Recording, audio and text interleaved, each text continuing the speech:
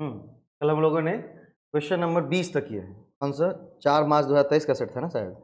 हाँ, 4 मार्च 2023 का सेट था। इसका क्वेश्चन नंबर हम कहाँ तक किए थे? 20 तक।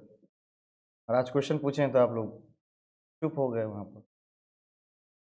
अच्छा, कुटोसिस कितने प्रकार के? बताओ। मेसोकोटिक कब होता है? मेसोकोटिक कब होता है? जब कुटोसिस कितने पर होंगे? 0 होगा, नेगेटिव होगा, पॉजिटिव होगा, क्या होगा? जब 0 होता है तब मेसोकोटिक होती है ना, उसी को नॉर्मल डिस्ट्रीब्यूशन कहते हैं। और नॉर्मल डिस्ट्रीब्यूशन होता है तो कैसा कर्व बनता है? बेल शेप कर्व बनता है। ठीक है, तो याद करिए क्वेश्चन नंबर 21 से। क्वेश्चन नंबर 21 कह रहा है which one of the following is referent source of power. ठीक है, क्या कह रहा है? Which one of the following is a referent source of power. एक मैनेजर का अपने एम्प्लॉय के लिए रेफरेंट सोर्स ऑफ पावर क्या है? ठीक है, रेफरेंट सोर्स। तो भाई अगर सबसे पहले बात करें क्या कि सोर्स ऑफ पावर की, इसी बारे में सोर्स ऑफ पावर की, तो ये HRM का कहीं ना कहीं एक मेन टॉपिक बनता है, source of power. HRM, human resource management. चलिए सीखते हैं सोर्स ऑफ पावर में क्या क्या आती है। ठीक है, सोर्स ऑफ पावर में क्या क्या आती है। सबसे पहले तो जो हमारा दिख रहा है ऊपर में वही आएगा, नहीं जो पहले दिख रहा है सबसे पहले वही, उसी को लेंगे। कौन सा? Referent source of power. कौन सी आएंगी? Referent source of power. सिर्फ हम लिखेंगे referent, referent source of power, referent word. दूसरी आती है कौन सी आपकी? Expert power. दूसरी कौन सी आती है? Expert power. ठीक है, एक्सपर्ट सोर्स ऑफ पावर। तीसरी आती है कौन सी? Reward source of power, reward, reward. ठीक है, और उसके बाद कोअर्सिव पावर। 4 प्रकार के पावर होते हैं।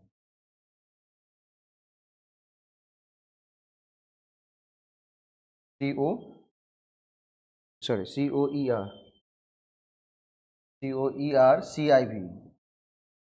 Coercive source of power. ये 4 प्रकार के सोर्स ऑफ पावर होते हैं HRM में। ठीक है, एक होता है reference source of power, expert source of power, reward source of power और कोअर्सिव सोर्स ऑफ पावर। मतलब कहता है कि सोर्स ऑफ पावर का मतलब क्या कि जो आपके सबऑर्डिनेट हैं, ठीक है, उसको क्या करना है? उसको क्या करना है उसमें? भाई अपने आपका पावर में दिखाना है। मैनेजर पावरफुल होता है, कैसे मानते हैं बैठ के? ठीक है, कोई आदमी पावर में है, कैसे कैसे दिखाते हैं? तो सबसे पहला था क्या हमारा? Referent source of power. सबसे पहले किसकी बात करते हैं? Referent source of power. ठीक, यहां पर क्या करता है?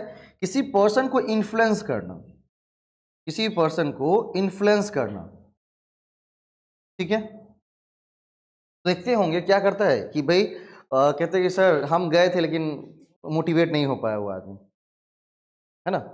लेकिन मैनेजर जाता है तो क्या करता है? मोटिवेट करके ले आता है, मतलब उस क्लाइंट को अपने प्रोजेक्ट में मोड़ लेता है जाकर के। जैसे देखते हैं कि भाई दवा वाला जो कंपनी से MR गया, MR के साथ क्या जाता है? मैनेजर भी जाता है। भाई जब MR जा ही रहा है तो मैनेजर को जाने का क्या करूँ? लिखनी दास, पढ़नी दास बन, दिमाग में छाप। ठीक है, क्योंकि वहां पर छपा हुआ दिमाग में वहीं छपा रह जाएगा। ठीक है, रेफरेंट का मतलब कि वो क्या करता है? इन्फ्लुएंस करता है। क्या करता है? इन्फ्लुएंस। ठीक, कैसे? अपने आप को वहां पर रिप्रेजेंट करके। तो जैसे ही इन्फ्लुएंस कर लेता है तो क्या मान लेता है कि भाई मैनेजर पावरफुल है भाई, नहीं, लोग को इन्फ्लुएंस कर लेता है। कभी कभी किस कंपनी में क्या होता है? MR भाई इन्फ्लुएंस कर रहा है, मैनेजर क्या कर रहा है? 0 पे बैठा हुआ है। ठीक है, तो सबसे पहला सोर्स ऑफ पावर क्या है? रेफरेंट सोर्स ऑफ पावर, जिसमें एक मैनेजर किसी व्यक्ति को इन्फ्लुएंस करता है, ठीक है, जिसको देखकर क्या है, जो उससे सबऑर्डिनेट है, कहते नहीं पावरफुल है। तो आंसर क्या हो जाएगा? ये वाला। Managers desire to identify with और इमिटेट द सबऑर्डिनेट। ठीक है, क्योंकि भाई वो क्या है? परसेप्शन और believe that manager has some special knowledge. जब सम स्पेशल नॉलेज हो जाएंगी तो क्या हो जाएगी? Expert power. मैनेजर के पास कोई स्पेशल स्किल है, उसे पावरफुल मानेंगे ना। कि नहीं मानेंगे? स्पेशल स्किल है उसके पास। भाई वो AI टूल सीखा हुआ है, आप नहीं जानते AI टूल, उसके हाँ में हाँ मिलाना पड़ेगा ना।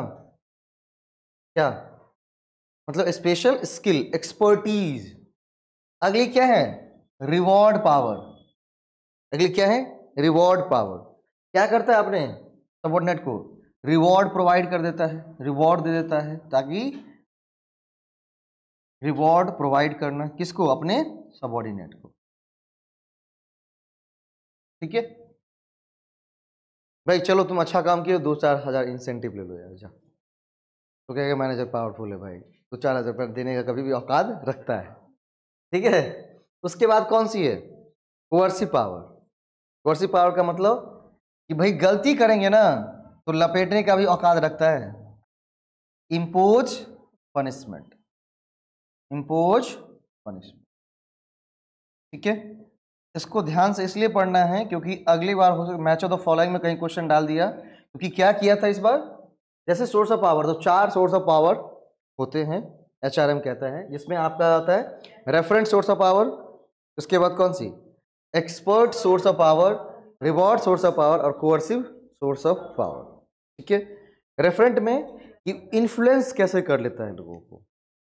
ठीक है, एक्सपर्ट में उसके पास एक्सपर्टीज है, स्पेशल नॉलेज है, स्पेशल स्किल है उसके पास। तीसरी चीज रिवॉर्ड पावर। ठीक है, किसी को क्या कर सकता है? रिवॉर्ड दे सकता है, प्रोवाइड रिवॉर्ड। और उसके बाद क्या कर सकता है? Coercive source of power, impose punishment. ठीक है, तो अगर हम पहले की बात करेंगे तो परसेप्शन और belief that manager has some special knowledge, ये कौन सी पावर हो जाएंगी? ये हो जाएंगी यहाँ पर एक्सपर्ट सोर्स ऑफ पावर, उसके पास स्पेशल नॉलेज है। ठीक है, ठीक। उसके ability of the manager to reward the subordinate, जैसे रिवॉर्ड पावर, क्योंकि इसलिए इसको लिखवाया इंपॉर्टेंट VVI में, क्योंकि यहाँ पर चारों ऑप्शंस दिया हुआ है उसका। ठीक है, लिखा हुआ ना ability of the manager to reward the subordinate for obeying order. क्या करना? रिवॉर्ड दे देता है, अगर आप उसका ऑर्डर फॉलो करेंगे तो क्या हो जाएगा? ये रिवॉर्ड पावर। ठीक है, और चौथा जो ऑप्शन है वो किसका है? कोअर्सिव है ना, लिखा हुआ ability the manager to punish the subordinate for do not obeying the order. अगर उसका ऑर्डर मानेंगे तो क्या कर देगा? रिवॉर्ड दे देगा। इसको रिवॉर्ड सोर्स ऑफ पावर कहते हैं। अगर उसका ऑर्डर नहीं माने तो फिर क्या करेगा? पनिशमेंट करेगा, तो उसको क्या कहेंगे? Coercive power. मजा आया ना सीख करके? चलिए,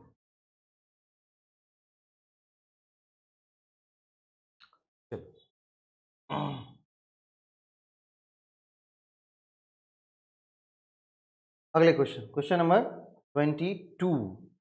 विच one of the following is not the an advantage of line organization? Line organization, इसमें से कौन से लाइन ऑर्गेनाइजेशन के एडवांटेज नहीं है? इसमें से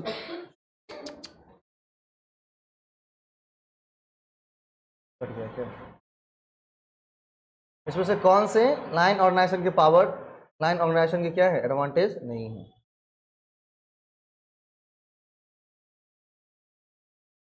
कौन सा एडवांटेज नहीं है? पहला है इट इंश्योर एक्सीलेंट डिसिप्लिन। ये क्या करता है? सब इसमें क्या करते हैं? डिसिप्लिन्ड होते हैं, बिल्कुल क्या होते हैं? पूरे फुल्ली डिसिप्लिन्ड होते हैं। It fixes responsibility for the performance of task. It is suitable for big organization. ठीक है, इट इज नॉट एक्सपेंसिव। किसका बोला कि it which one of the following is not an advantage of line organization? कौन सा इसमें line organisation का advantage नहीं है? देखिए, सबसे पहला इट इज नॉट एक्सपेंसिव, ये तो उसका एडवांटेज ही है ना। ये क्या उसका एडवांटेज है? Which one of the following is not advantage of line organization? हाँ, उसका क्या हो जाएगा? एडवांटेज ही होगा। क्या होगा? एडवांटेज। इसके बाद क्या है? It ensure excellent. क्या करता है ये? एक्सीलेंट को क्या करता है? इंश्योर करता है। क्या करता है? एक्सीलेंट को इंश्योर करता है। ठीक है, उसके बाद it fixes responsibility for the performance of task. It ensure excellent discipline, ये भी होंगे, ये भी होंगे। It is suitable for big organization, यहां पर हो जाएगा स्मॉल ऑर्गेनाइजेशन। यहां पर क्या हो जाएंगे? Small organisation.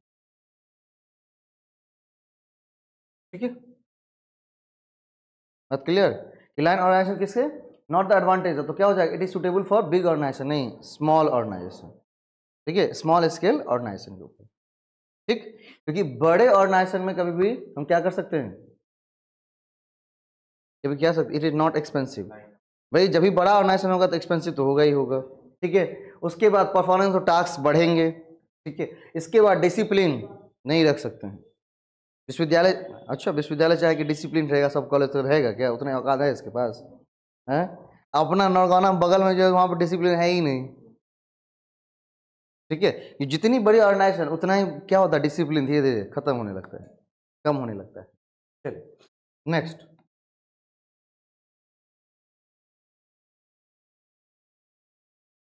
अगला है a scale that measure fair sample of task and skill actually needed for the job, जो उस जॉब के लिए नीडेड है उसी चीज को क्या करता है, मेजर करता है, वो उसको क्या कहेंगे, कौन सी वैलिडिटी कहेंगे, scale that measure a fair sample of the task and skill actually needed for the job, ठीक है, जो जॉब के लिए क्या है, नीडेड है ना, जो जॉब के लिए नीडेड है उसी टास्क को, उसी स्केल को क्या करना, सैंपल के थ्रू मेजर करना, कौन सी वैलिडिटी कहलाएंगे, test validity, criterion validity, content validity, construct validity.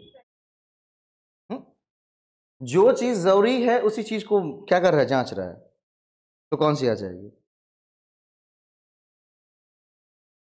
Criterion का है होगा, टेस्ट का है होगा, वैलिडिटी तो आप लिखे हुए हैं ना, वो नहीं लिखे हुए तो कोनो बात नहीं, ये तो लिखे हुए हैं, तो फिर कौन सी वैलिडिटी होंगी, देखिए क्या कह रहा है, scale that measure a fair sample of task and skill actually needed for the job, जो चीज हमें जरूरत है, जो नीड है हमारे उस जॉब के लिए, उसको ढूंढ के निकालना है, ठीक है। अब जो चीज जरूरी है उसको ढूंढ के निकालना है तो क्या हो जाएगा वहां पर, उसको कहते हैं कंटेंट वैलिडिटी, क्या कहते हैं उसको, कंटेंट वैलिडिटी, ठीक। इस तीनों वैलिडिटी का क्या करेंगे, डेफिनेशन लिखेंगे कि जो चीज जरूरी है उस चीज को क्या करना, मापना, मान लीजिए जिस जॉब के लिए वो जा रहा है उस चीज के लिए क्या कर रहा है, उसको मापना, उसको स्केल को मेजर करना, क्या कहलाएगा, कंटेंट। बात करते हैं किसकी, टेस्ट वैलिडिटी की, किसकी बात करते हैं, टेस्ट वैलिडिटी की, what is the test validity, लिखेंगे टेस्ट वैलिडिटी में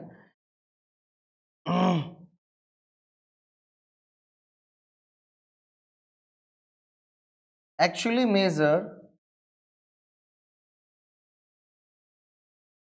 actually measure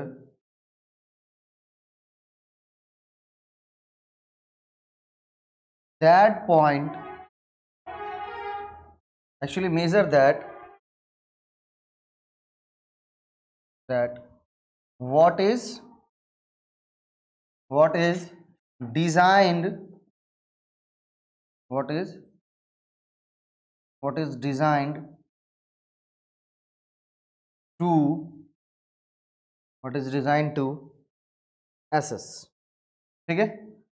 जो चीज एसेस करने के लिए बनाया गया है उस चीज को क्या करना, मेजर करना, जिस चीज को एक्चुअली वो चीज मेजर करना जिस चीजों को मेजर करने के लिए उसे बनाया गया है, ठीक है, उसे क्या कहेंगे, टेस्ट वैलिडिटी, क्या कहेंगे उसको, टेस्ट वैलिडिटी। अगली है कौन सी, क्राइटेरियन वैलिडिटी, अगली कौन सी है, क्राइटेरियन वैलिडिटी। क्राइटेरियन वैलिडिटी की बात अगर करेंगे, इसको कहते हैं क्वेश्चन आयर, क्वेश्चन आयर जानते हैं ना,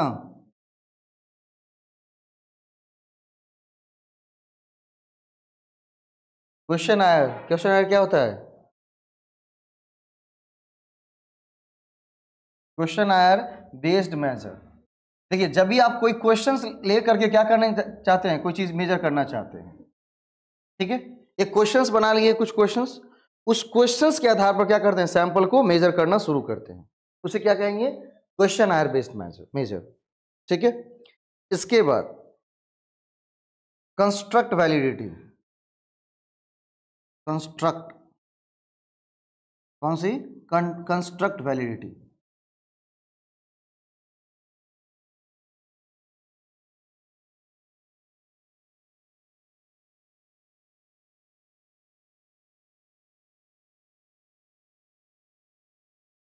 measure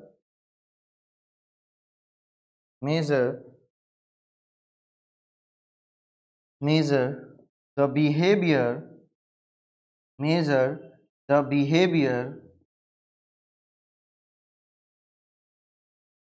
accordance to theoretical hypothesis, accordance to theoretical hypothesis.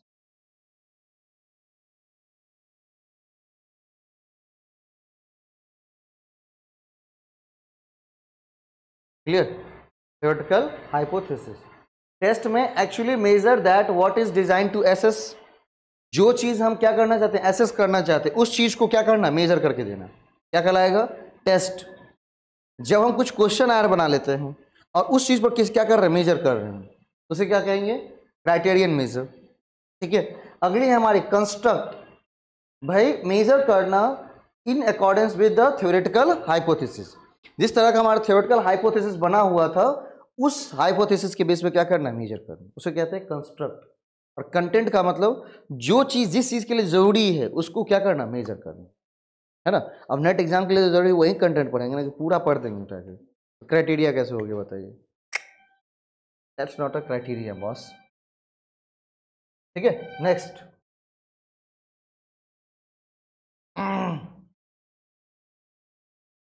चलिए, training techniques which teaches the importance of resolving matters in known age, क्या करना, एक टीचिंग टेक्निक्स जिसके थ्रू क्या कर रहा है, सिखा रहा है उसको कि कैसे किसी मैटर को रिजॉल्व करना है।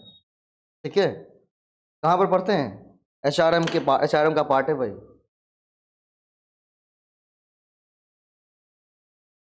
एचआरएम का पार्ट है कि किस ट्रेनिंग टेक्निक्स के अंदर मैटर रिजॉल्व करना सिखाया जाता है, किस ट्रेनिंग टेक्निक्स के अंदर मैटर रिजॉल्व करना सिखाया जाता है, कहां पर,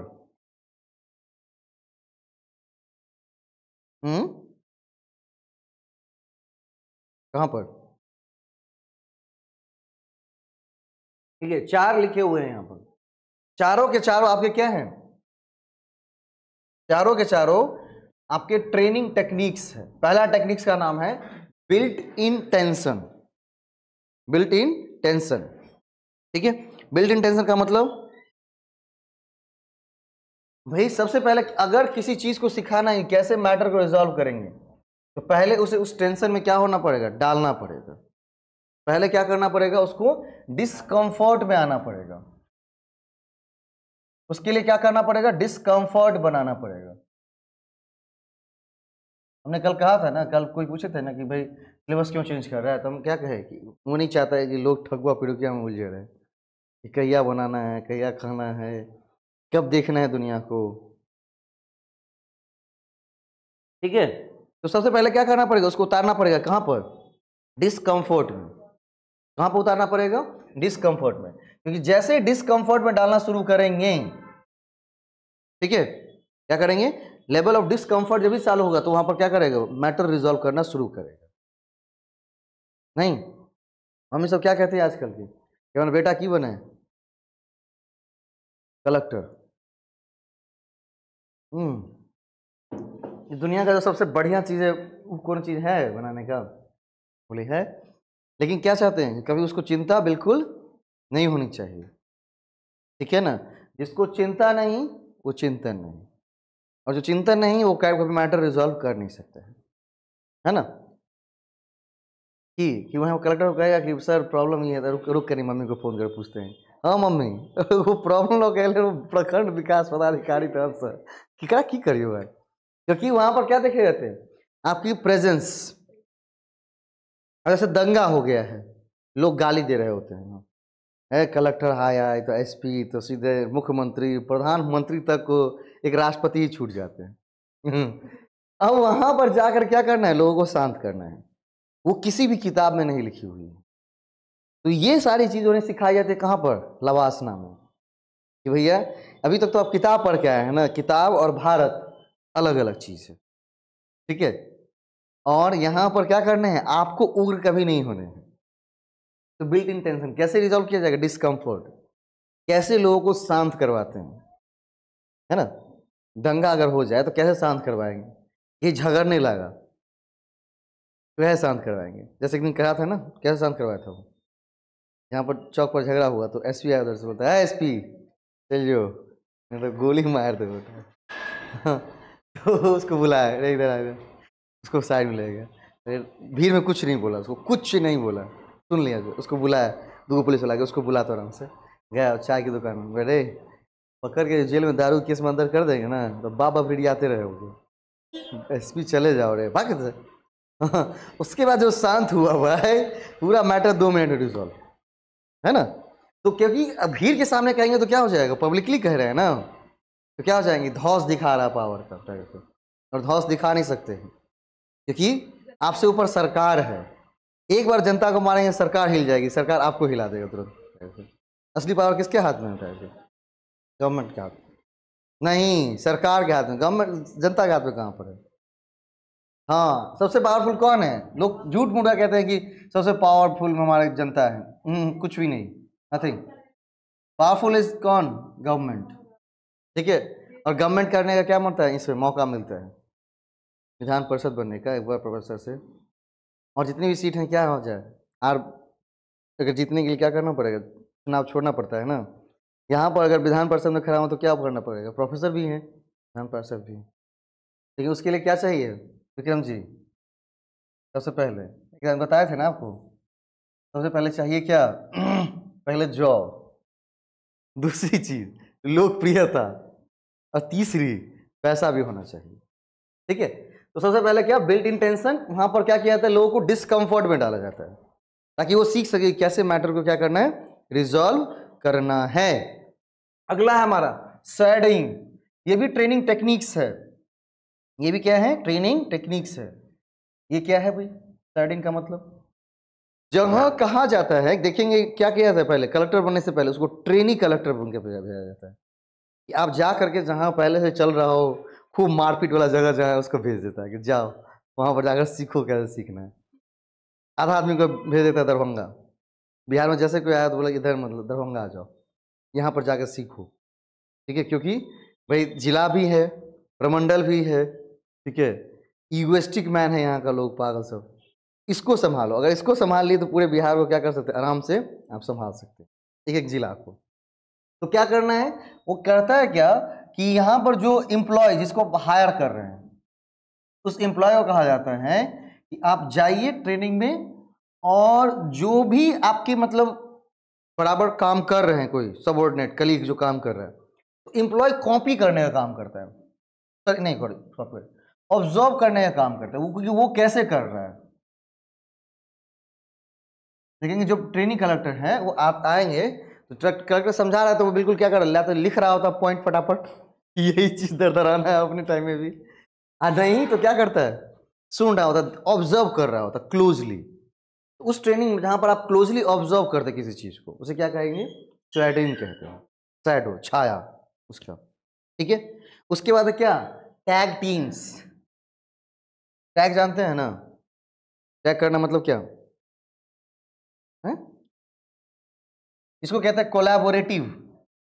जब हम क्या कर सकते हैं? कोलैबोरेट करते हैं, कोलैबोरेटिव अप्रोच, कोलैबोरेटिव अप्रोच, ठीक है। और दूसरा कौन सा? Work in pair. कौन सा? Work in pair. भाई जहां पर जोड़ी बनाकर काम करेगा, मतलब पेयर बना लेगा, समूह बना लेगा, वर्क इन पेयर। कि भाई कैसे क्या करना है? पेयर बनाकर काम करना है। पेयर बनाकर काम करेंगे तो क्या हो जाएगा? आसान हो जाएगा। लेकिन ये चीज बिल्कुल गलत है भैया, छोटा काम है अकेले कर लो टाइप से। हाँ, खासकर बिहार के लोगों से तो पेयर कभी बनाइएगा मत, नहीं तो जो भी आपका काम चल रहा होगा उसको क्या करेगा वो, एकदम सत्यानाश करके उसको, जब तक मिट्टिया प्लेत नहीं कर देगा तब तक छोड़ेगा नहीं आपको, है ना। क्योंकि यहाँ पर कोढ़िया का भंडार सब है। हाँ, दूसरा कौन सा? मिररिंग। मिररिंग का मतलब होता है कॉपी करना।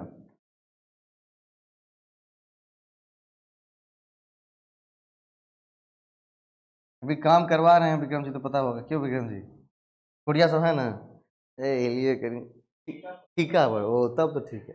अगर वैसे काम कराने का एलिया कहीं बालिक चाय नहीं है आइते मात्र का देहात दर्द कर लगे झूठा के आ ठीका में दर्द नहीं करी को ठीक है ना, तो ठीक है। Copying the behaviour, copying the behaviour, क्या करना दूसरे की बिहेवियर को क्या करना, कॉपी करना, क्या करना दूसरे बिहेवियर को कॉपी करना। तो ये सारे क्या है ट्रेनिंग टेक्निक्स ही हैं। पहला में उसको डिसकंफर्ट में डाला जाता है, जंगल में जाकर छोड़ देता है कि भाई जा वहां पर टेंशन रिजॉल्व करो, दंगा हो रहा है वहां पर छोड़ दिया कि जाओ मरो उसमें, शांत कर लो नहीं तो मार देगा तुमको, या तो तुम मार लोगों को शांत कर दो तो तुमको मार देगा।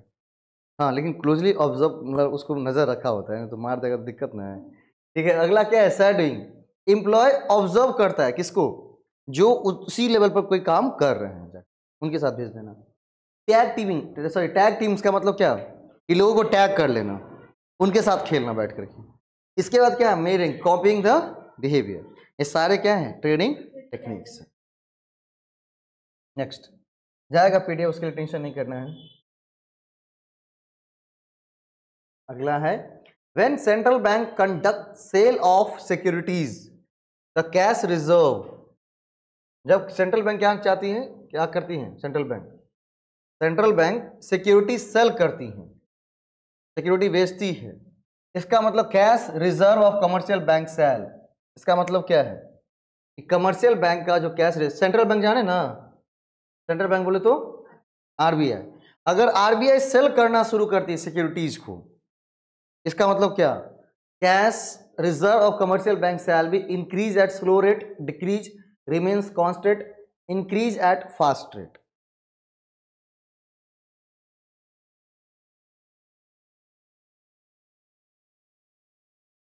भाई महंगाई को रोकना है ना, महंगाई को रोकना किसका काम है, गवर्नमेंट का।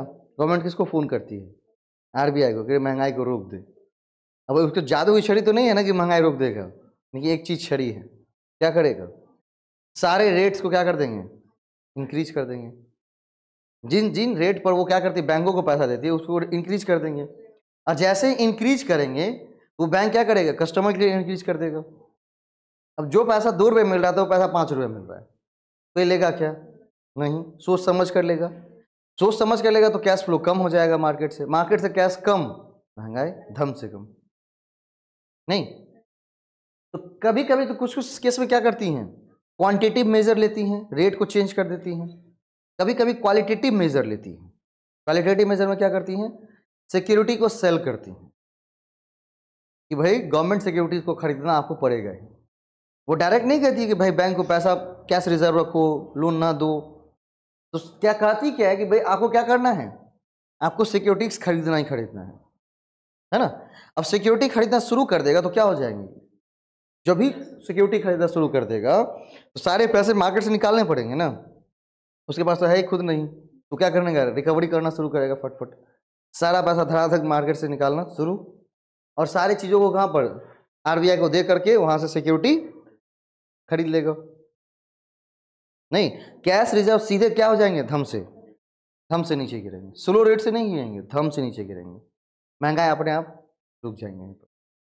फिर जैसे लगा कि भाई इकोनॉमी क्या हो गई है, डाउन हो गई है, तो फिर क्या करेगा, फिर उस सिक्योरिटी को कमर्शियल बैंक से परचेज कर लेगा और पैसा क्या करेगा, कमर्शियल बैंक को दे देगा। यही खेला बेला हमेशा चलता रहता है क्या में, कभी महंगाई को बढ़ाया फिर घटाया, मतलब यही इसी में आरबीआई उलझा पड़ा है कि बढ़ाना कब है घटाना कब है। बढ़ाना का मतलब फ्लो कब बढ़ा देना है, अब मान लीजिए क्या है इकोनॉमी पूरी डाउन में जा रही है तो क्या करेगा उस टाइम और कैपिटल और ज़्यादा पैसा देगा कमर्शियल बैंक को, जितना लगाना लगा, जैसे अभी है ना इंडिया का खुद कर्ज में है इंडिया, लोगों को लोन बांट करके पागल बना हुआ है ना।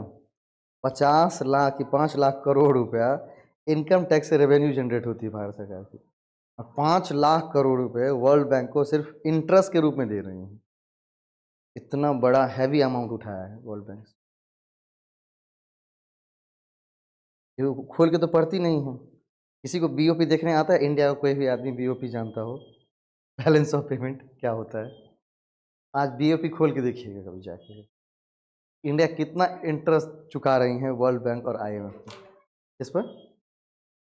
डेफिसिट तो छोड़ दीजिए भाई, जीरो लेवल पर है, माइनस में। डेफिसिट है वो होता है कि हाँ डेफिसिट 5 लाख करोड़ सिर्फ क्या कर रहा है?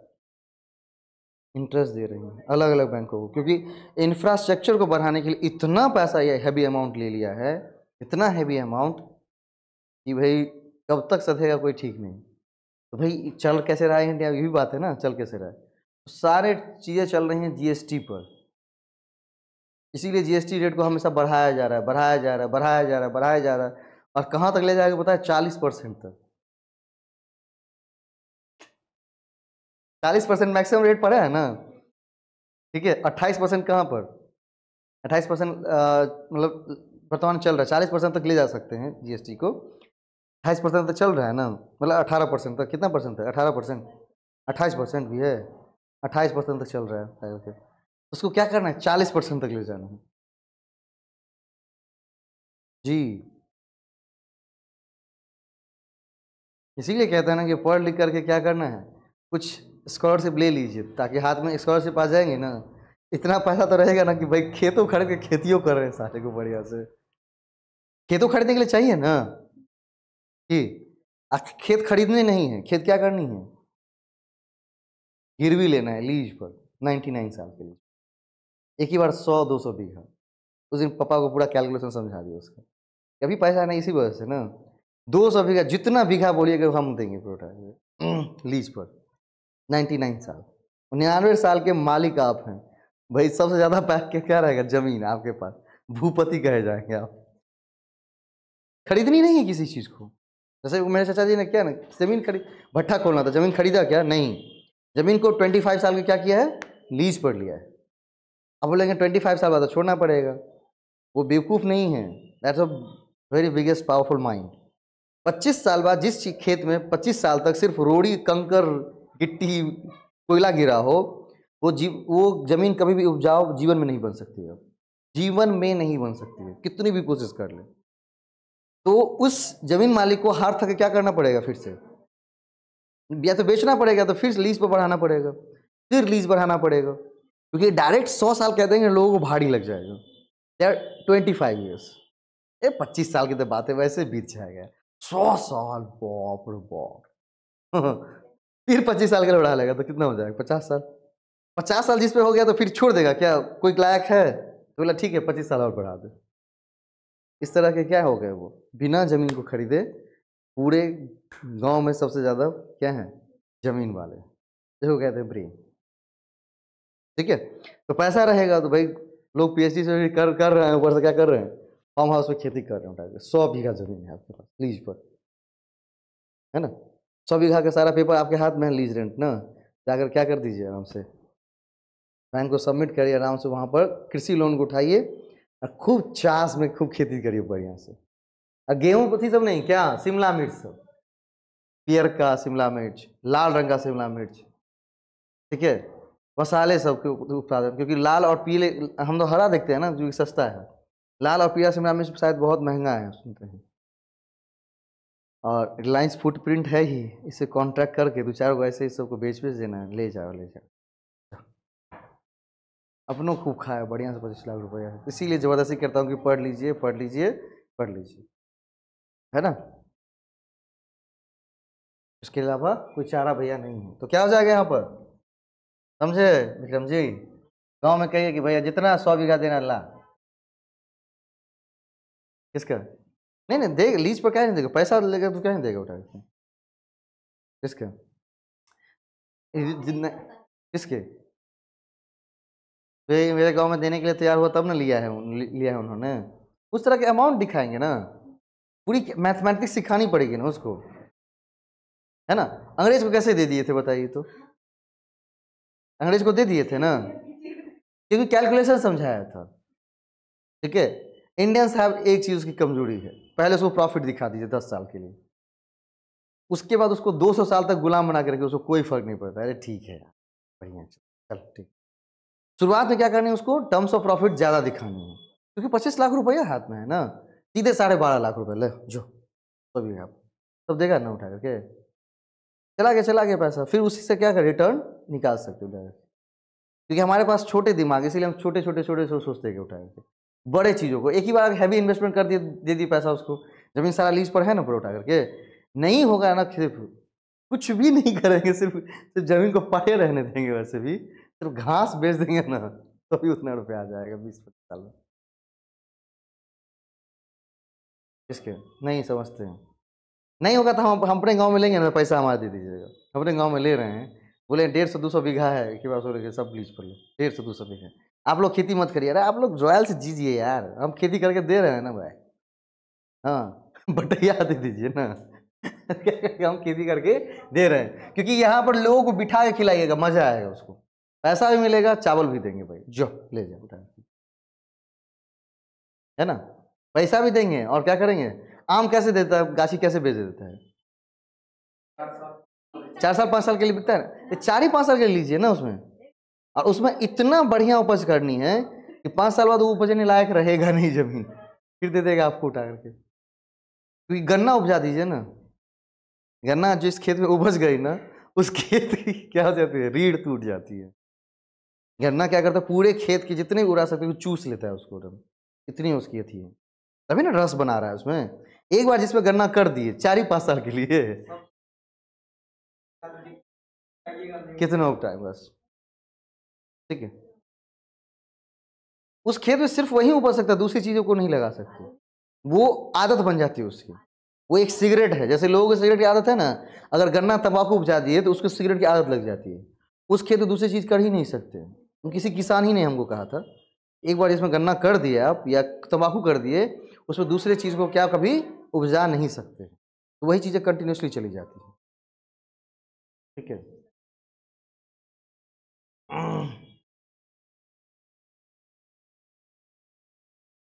आलू क्या है,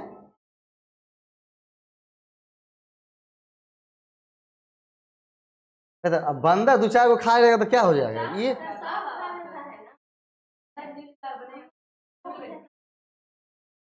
तो भैया जब खेती करेंगे तो उसी को वो बंदूक आता है ना, बंदूक मारने वाला, बंदूक ले लेंगे,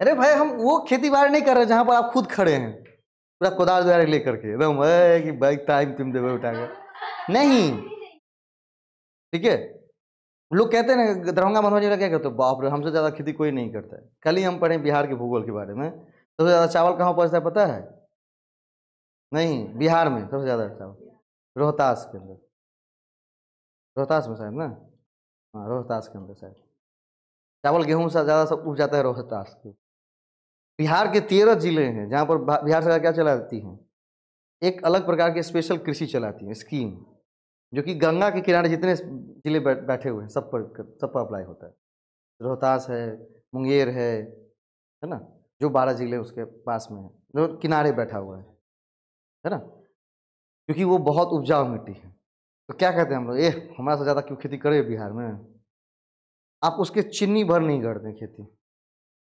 दरभंगा का नाम भी नहीं सुना मैंने कि मधुबनी का चावलों में गेहूं में कहीं पड़ा है, ठीक है, तो क्योंकि हम करते ही नहीं है, हम अपने पास ज़्यादा थी नहीं है, अपने पास ज़्यादा लोगों की घनत्व ज़्यादा है, इसीलिए हमें दिखता है कि बहुत बड़ा जिला है, वहाँ पर क्या है लैंड बहुत ज़्यादा है, लोगों की घनत्व कम है उधर, क्या सही है ना भूगोल में, हाँ ठीक है, दरभंगा मधुबनी का क्या है कि भाई लोग घनत्व ज़्यादा है, इसीलिए हमको उतना लगता है कि बहुत बड़ा जिला है, जिला उसके पास बड़े, लैंड उसके पास ज़्यादा है, ठीक है, और गंगा का भाई किनारे है, सिंचाई की उसकी टेंशन नहीं है, भाई उसके पास बढ़िया मिट्टी है पड़ी हुई, तो खूब बढ़िया से उपजा रहा है ढंग से, समस्तीपुर सबसे ज़्यादा मक्का उपजाता है वही जगह,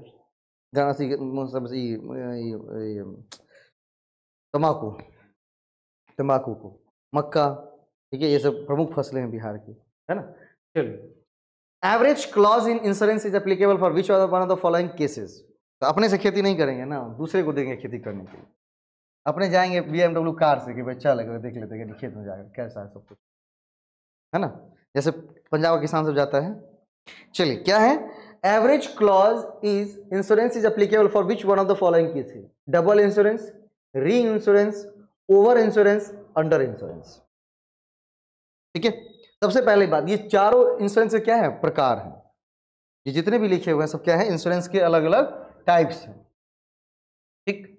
तो सबसे पहले इंश्योरेंस के टाइप्स के बारे में चर्चा कर लेते हैं एक बार, वहां से पूरा सीन क्लियर हो जाएगा आपका।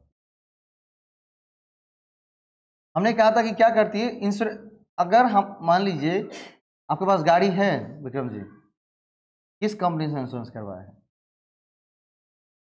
बजाज फाइनेंस से। अच्छा, बजाज फाइनेंस इतनी बड़ी इंश्योरेंस कंपनी है, उसका उसका भी कोई इंश्योरेंस, वो भी कोई किसी से इंश्योरेंस लिया होगा या नहीं, क्या लगता है? अरे भाई हमारी मम्मी है ना, मम्मी की भी तो मम्मी है, दुर्गा मम्मी। सीधे बात है ना, डायरेक्ट समझना। हमारी मम्मी की मम्मी मम्मी, सर हमारी मम्मी, मम्मी की मम्मी नानी मम्मी, ठीक है। और वो कौन सी मम्मी? पूरे जगत की मम्मी है दुर्गा मम्मी। इसलिए 10 दिन लोग मत्था फोड़े रहता है ना, उपवास तिराह एकदम धर करके एकदम पूरा 10वां दिन सब उपास से गया भाड़ में, छोड़ दे जितना है ठूस पूरा उठा के, पूरा 10 दिन मेला हम लोग अति किए हैं, ठीक है। तो भाई क्या है तो कि कोई भी इंश्योरेंस कंपनी है वो क्या करती है, डबल इंश्योरेंस का मतलब होता है कि जब इंश्योरेंस कंपनी,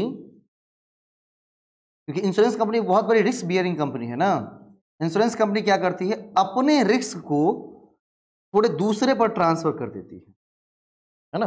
अपने रिस्क को क्या करती है, थोड़े दूसरे कंपनी के ऊपर ट्रांसफर कर देती है ना।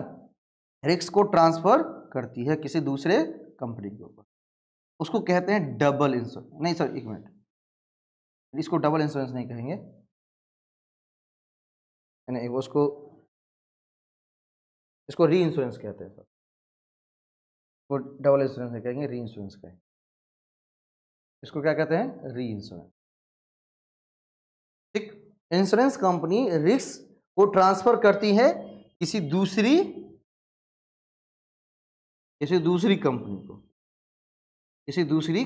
इसको क्या कहते हैं, री इंश्योरेंस।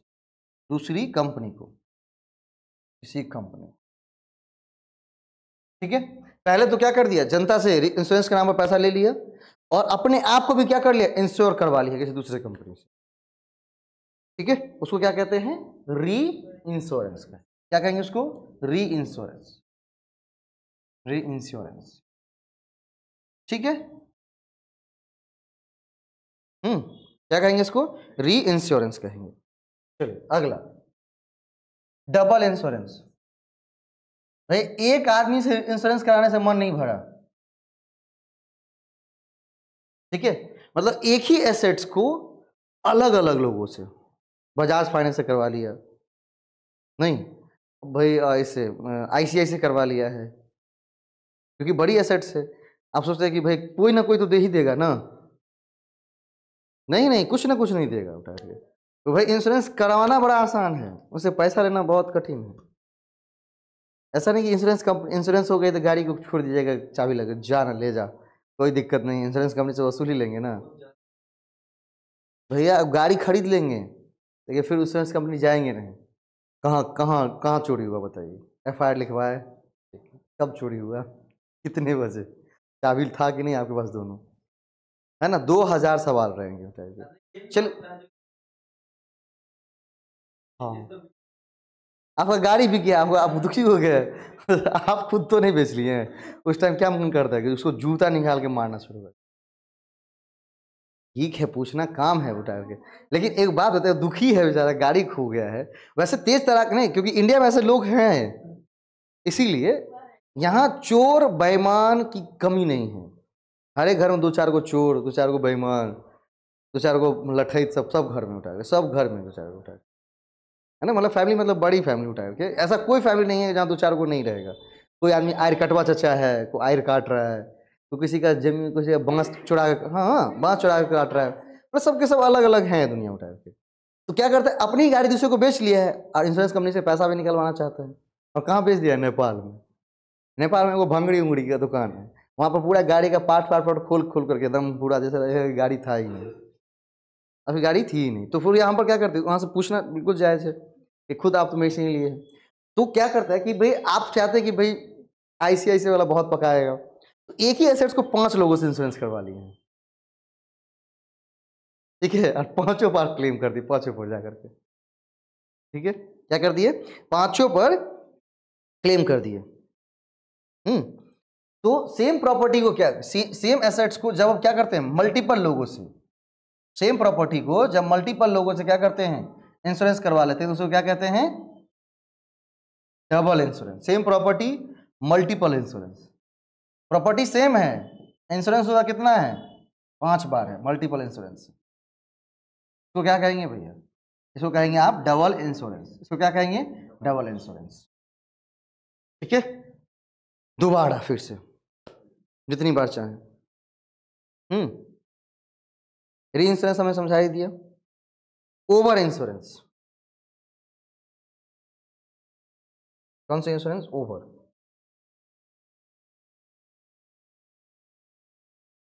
ओवर, अभी ओवर इंश्योरेंस क्या होता है?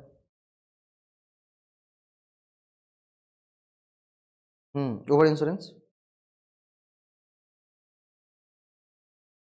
ओवर इंश्योरेंस का मतलब क्या? हाँ, इंश्योरेंस ओवर हो गया है तो फिर कुछ तो होगा ही। देखिए, री इंश्योरेंस का मतलब इंश्योरेंस कंपनी दूसरे को ट्रांसफर करेंगी। डबल इंश्योरेंस में क्या same property multiple insurance. Over insurance का मतलब होता है कि एवरेज क्लॉज लिया जाता है, ऑन एन एवरेज क्या लिया जाता है क्लॉज को निर्धारित किया जाता है, एवरेज क्लॉज को, इसको एवरेज क्लॉज को निर्धारित किया जाता है। ठीक है, इसमें एवरेज क्लॉज निर्धारित किए जाते हैं, एवरेज क्लॉज किसमें ओवर इंश्योरेंस में, किसमें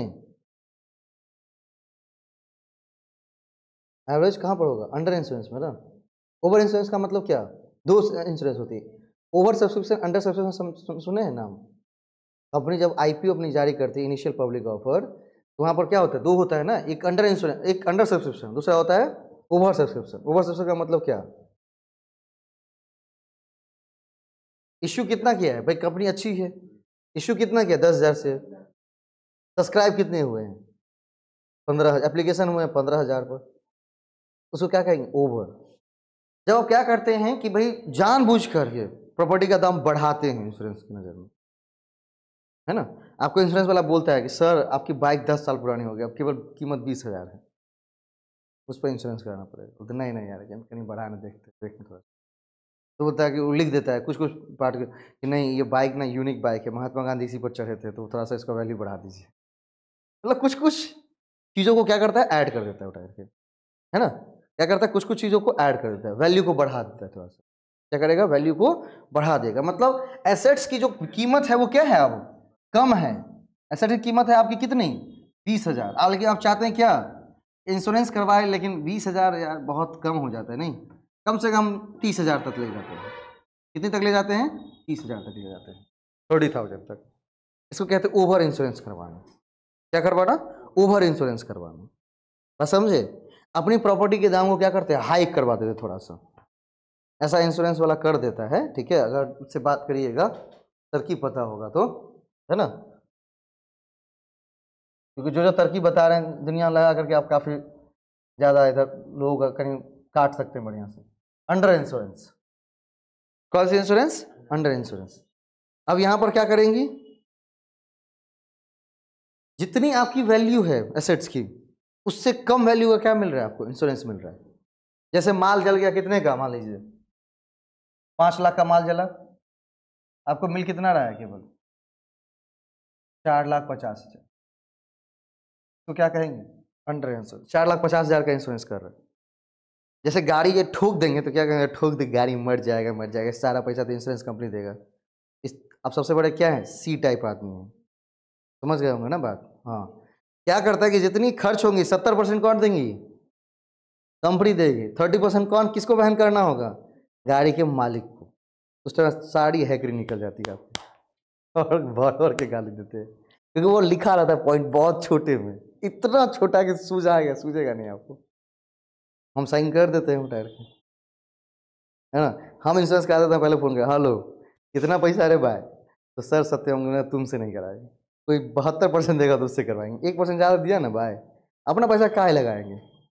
ठीक है, अगर आप कोई भी क्लेम नहीं लेते हैं और सेम कंपनी रखते हैं, अगले माना बजाज से करवाया है ना, अगले बार भी बजाज से करवाएंगे, अगर क्लेम एक बार भी नहीं हुआ है तो कुछ वैल्यू क्या मिलता है आपको, अगले बार ट्रांसफर हो जाता है, कैरी फॉरवर्ड आगे चला जाएगा, है ना। अगली बार क्या हो जाएगा, उसमें से घटे जाएगा। मान लीजिए कि आप 2000 का इंश्योरेंस है तो पिछले वाला घटा लीजिएगा, ये नहीं कि दे दीजिएगा, क्योंकि वो क्या करता है पता है, जितना बीच वाला ये जो करने वाला है वो अपना रख लेता है चीज, आपको पता है नहीं, आप पूछे नहीं, वो रख लिया, वो भी खुश, आप भी खुश, और आपके घर तक पेपर पहुंचा दिया। क्योंकि बिजनेस में एक चीज़ हमेशा ध्यान रखिएगा हम सबको, कि अगर कोई चीज़ बहुत सुविधा से मिल रही है, इसके पीछे रीज़न बहुत बड़ा होगा, है ना। राशन सरकार बांट रही है कोपीड़ी में, इसके पीछे सरकार का रीज़न जरूर होगा, कि बिल्कुल सोए रहे, आराम करता रहे, कि आप लोग खाइए आराम से, ताश खेलिए, कोई दिक्कत नहीं है भाई, पूरा इंडिया हम चला रहे हैं, है ना। क्योंकि वो कुछ दिखाना बिल्कुल नहीं चाहती है, वो चाहती नहीं कि हम एक्टिव हों, थोड़े से एकदम निएक्टिव होकर के आराम से सोए रहे। कोई भी कह अरे मोदी है ना, देख लेगा यार, जैसे लगता है पूरा देश का कोई जिम्मा है। अरे झाड़ू नहीं लगा, अरे मोदी है ना, देख लेगा, झाड़ू मार देगा तिरंगा में, ठीक है। तो कोई भी चीज़ सुविधा से मिल रही है, अगर वो क्या कर रहा है तो इसका मतलब क्या है कि उसे कहीं ना कहीं कुछ ना कुछ बेनिफिट्स जरूर है, विदाउट बेनिफिट्स, ठीक है। हाँ, ये कल एक बहुत ही बढ़िया सीन देखे थे, मूवी थे, उस मूवी का नाम खोज रहे मिल नहीं रहा, रात भर हम परेशान थे उस मूवी को देखने के लिए। उस मूवी में दिखाया क्या पता है, साउथ का मूवी है, ये लोग पहले कहते थे कि 5 तत्वों की जरूरत होती है इस दुनिया को चलाने के लिए, अभी ऐसा युग आ गया 6वें की जरूरत है टाइप की। मतलब वो मतलब बहुत बड़े लोग होते हैं, तो गए तो मंत्री सीधे भाषण दे रहा था, वहाँ से दौड़ा, सर आप कहे आ गए, हमको बोलते हम आ जाते। उसका जो अपना पीए रहता है उसको बोलता है कि देख भाई, हम वहाँ पर गए, लोग कितना हमको नहीं, मंत्री अपने सीट से उठ गया, क्यों, सर आप बहुत बड़े लोग हैं, नहीं नहीं नहीं यार, सिंघानिया साहब का बैंक बैलेंस बहुत बड़ा है, इसलिए उठ गया वो छोड़ा।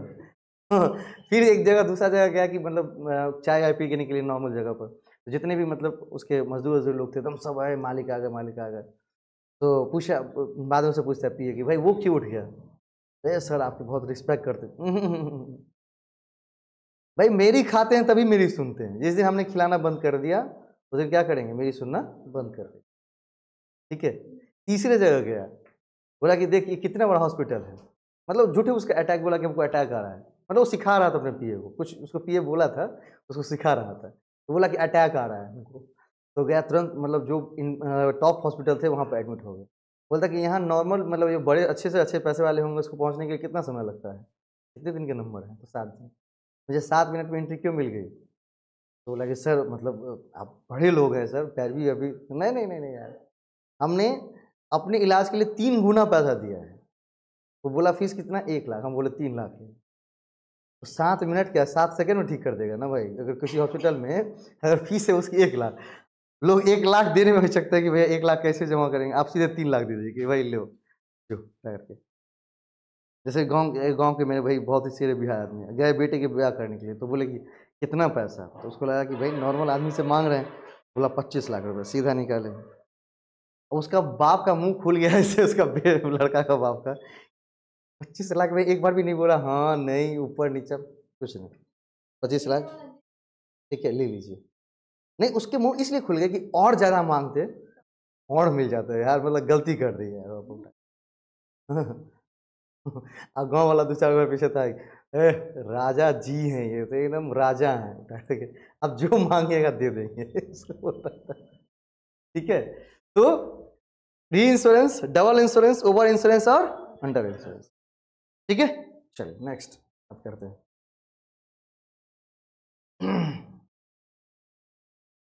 अगले ये तो इसको अलग से सिखाएंगे, ये बड़ा सा क्वेश्चन है पूरा, तो बड़े सीन है, एक दिन अलग से सिखाएंगे तब बताएंगे आप। चलिए ये है आपका one of the assumption in Black-Scholes options pricing model is that underlying assets price are, एक अलग प्राइसिंग मॉडल हमें देखने को मिला है। इससे पहले क्या पढ़ते थे, सीएपीएम ना, तो पहले क्या पढ़ते थे, CAPM, cash assets, capital assets pricing model. आज क्या पढ़ने जा रहे हैं, ब्लैक-स्कॉल्स ऑप्शंस प्राइसिंग मॉडल, ठीक है। ये क्या होती है, नाम तो नहीं सुने होंगे ना अभी तक, अभी पहली बार सुने थे।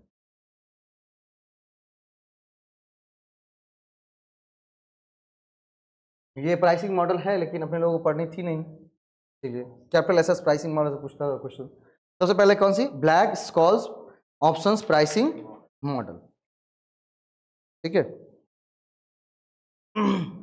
Black Scotch option pricing model कहता है इसके बारे में, हमने उस दिन कल एग्जाम्पल लिख दिया था, आज भी जा रहा हूँ वहाँ पर, आज पंचायती है बेचारे गाँव में। मेरे दादाजी ने क्या किया, हाँ 20,000 की लैंड खरीद ली थी, 20,000। आज उसकी कीमत कितनी है, 2.5 लाख। नहीं नहीं 2.5 करोड़ नहीं है, उतना भी नहीं बना है मेरा गाँव। नहीं 20 लाख हो गए ना, हाँ 20 लाख ये मांगी हुई कीमत है, 20 लाख। ठीक है, क्या हो गया, नहीं 10 साल के अंदर नहीं, अंतर बड़ा है थोड़ा सा। ठीक है, ये 20 लाख अप्रॉक्सीमेट वैल्यू निकाला है हमारा, इससे ज़्यादा भी ले सकते हैं, क्योंकि दादाजी ने एक बहुत बड़ी दिमाग लगाई थी, पता है क्या, कि जो लैंड है वो त्रिभुजाकार है, उसके रोड साइड जो है ना, रोड साइड फ्रंट बहुत ज़्यादा है ना। तो कभी भी आप पीछे हैं, मतलब बैक में आपके पास 2 बीघा जमीन है और किसी के रोड साइड में 2 कट्ठा जमीन है, जो कि पूरे आपके 2 बीघा को छेका हुआ है, तो आपकी लैंड की वैल्यू कितनी है, 0, कौड़ी के भाव है आपकी लैंड। उसका 2 बीघा भाई टीका है किसके सामने, आपके 2 कट्ठा के सामने। क्यों, फ्रंट रोड साइड बहुत ज़्यादा है। किसी भी ज़मीन की जो कीमत बढ़ती है, जैसे मकान मालिक, जो इनका जो फ्रंट, ये उससे ज़्यादा इसकी कीमत है, आगे से ज़्यादा नहीं, बिकॉज 2 रीज़न है, दोनों साइड रोड है। कॉर्नर जो प्लॉट होते हैं ना, उसकी कीमत ज़्यादा होती है। जब भी कभी लेने की कोशिश करें तो कॉर्नर प्लॉट को, क्यों, डबल साइडेड रोड होंगी। डबल साइडेड रोड का फायदा क्या होता है कि आपको दोनों तरफ रोड का क्या होता है, उसकी कीमत उससे इंप्रूव हो जाती है ज़्यादा। बीच की लैंड नहीं लेनी है। अगर 5% ज़्यादा लगता है, जैसे मान लीजिए 20 लाख इसकी कीमत है और करीबन 10% ज़्यादा लगेगा किसको, रोड फ्रंट साइड, अगर मतलब कॉर्नर साइड ले रहे हैं तो एक कॉर्नर साइड मतलब 25 लाख लगे हैं, तो 20 लाख वाली नहीं कि 5 लाख बचा लिए, अब काबिल हैं। आपने बहुत बड़ी अपॉर्चुनिटी क्या कर दी है, मिस कर दी है। कभी खरीदिएगा तो ऐसा दिमाग लगा करके, या कोई खरीद रहा हो आपके घर में तो उसको दिमाग दीजिएगा, तब लगेगा कि हाँ सच में कॉमर्स पढ़ा है करके। अगर हम क्या करेंगे, 25 लाख इन्वेस्ट करेंगे, नॉट 20 लाख, बिकॉज रीजन क्या, रीजन क्या होगा बताओ, 5 लाख के कारण आप एक अपॉर्चुनिटी मिस कर रहे हैं, डबल साइडेड रोड का फायदा नहीं ले रहे हैं, तो आपका 20 लाख लगाया हुआ क्या हो जाएगा, दैट्स 0 पॉइंट। ठीक है, तो हमें 0 पर नहीं, हीरो पर रहेंगे।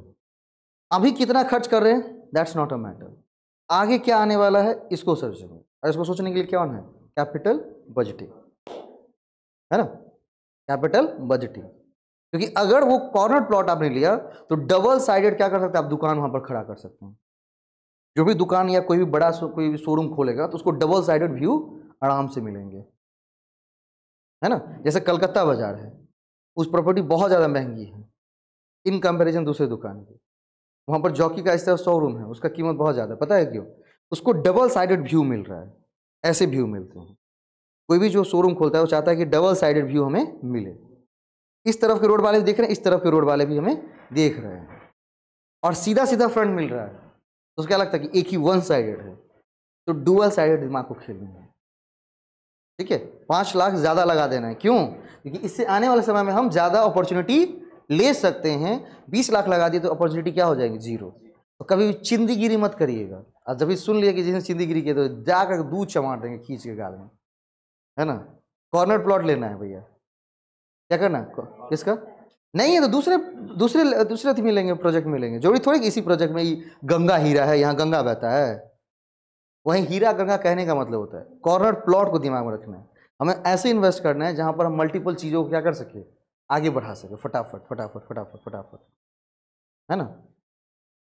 जैसे कल ही मैंने कहा, जो केशव का क्या, एक सर को क्या करना है, जमीन और घर बनाने, तो हम बोले 1 करोड़ लोन ले ले, तो बोले 1 करोड़ में तो उनका जीवन बीत जाएगा सधाने में उठा करके। हम बोले बीत तो जाएगा भाई, पक्का बात है, बीत जाएगा। लेकिन अभी अगर 1 करोड़ की ज़मीन लेते हैं वो, और बैंक उनको पैसा देने के लिए तैयार है, तो पैसा किसका है, उनका, पैसा किसका है, बैंक का। ये धीरे धीरे EMI के थ्रू चुका रहे हैं उसको, मान लीजिए पूरे जीवन में सधा देंगे, पूरी जीवन लग जाएंगे इनको, जब तक ये जॉब करे तब तक।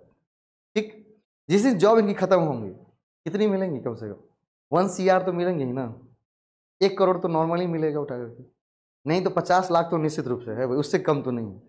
25 लाख तो नॉर्मल आदमी को मिल जाता है पीएफ सब काट करके, तो 50 लाख रुपए। और आज जिस चीज की कीमत 1 करोड़ है, आने वाले 30 सालों से कीमत कितनी होगी? 10 करोड़ नॉर्मली, है ना, 10 करोड़।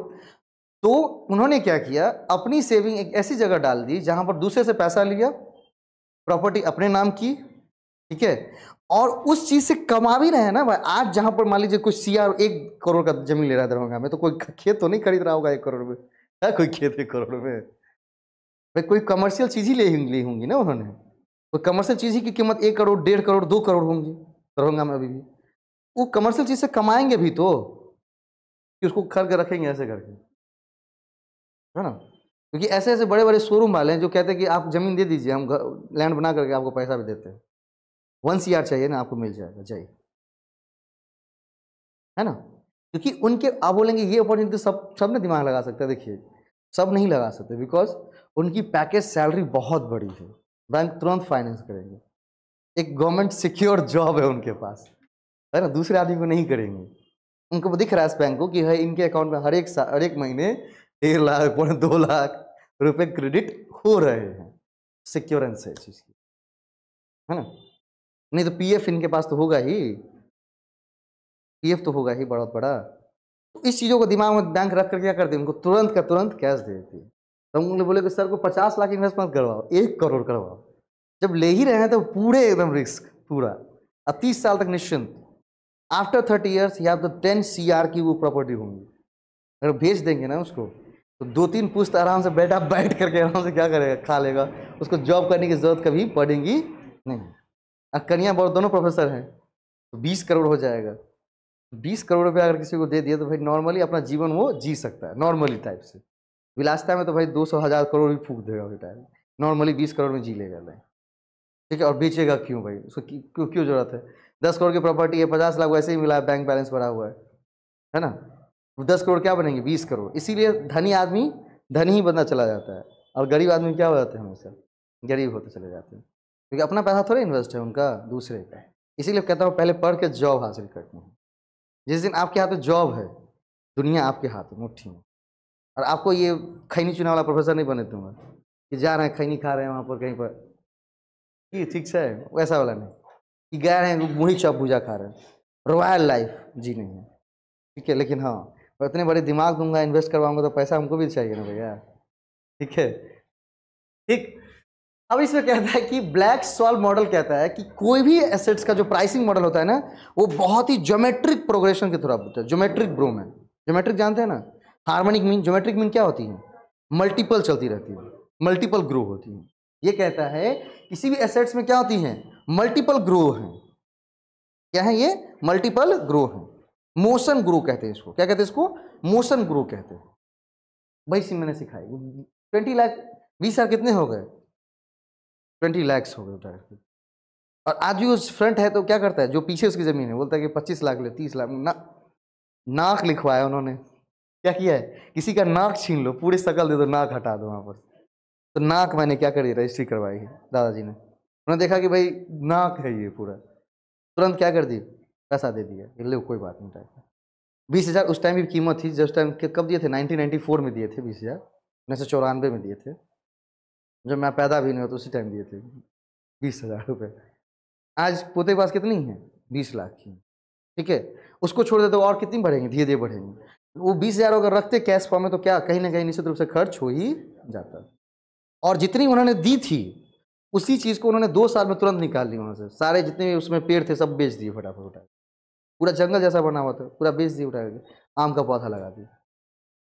पिताजी ने भी 20,000 की लकड़ी बेच दी उसमें से। तो उस 20,000 से कितने 20,000 हमने निकाल लिए, कोई नहीं है।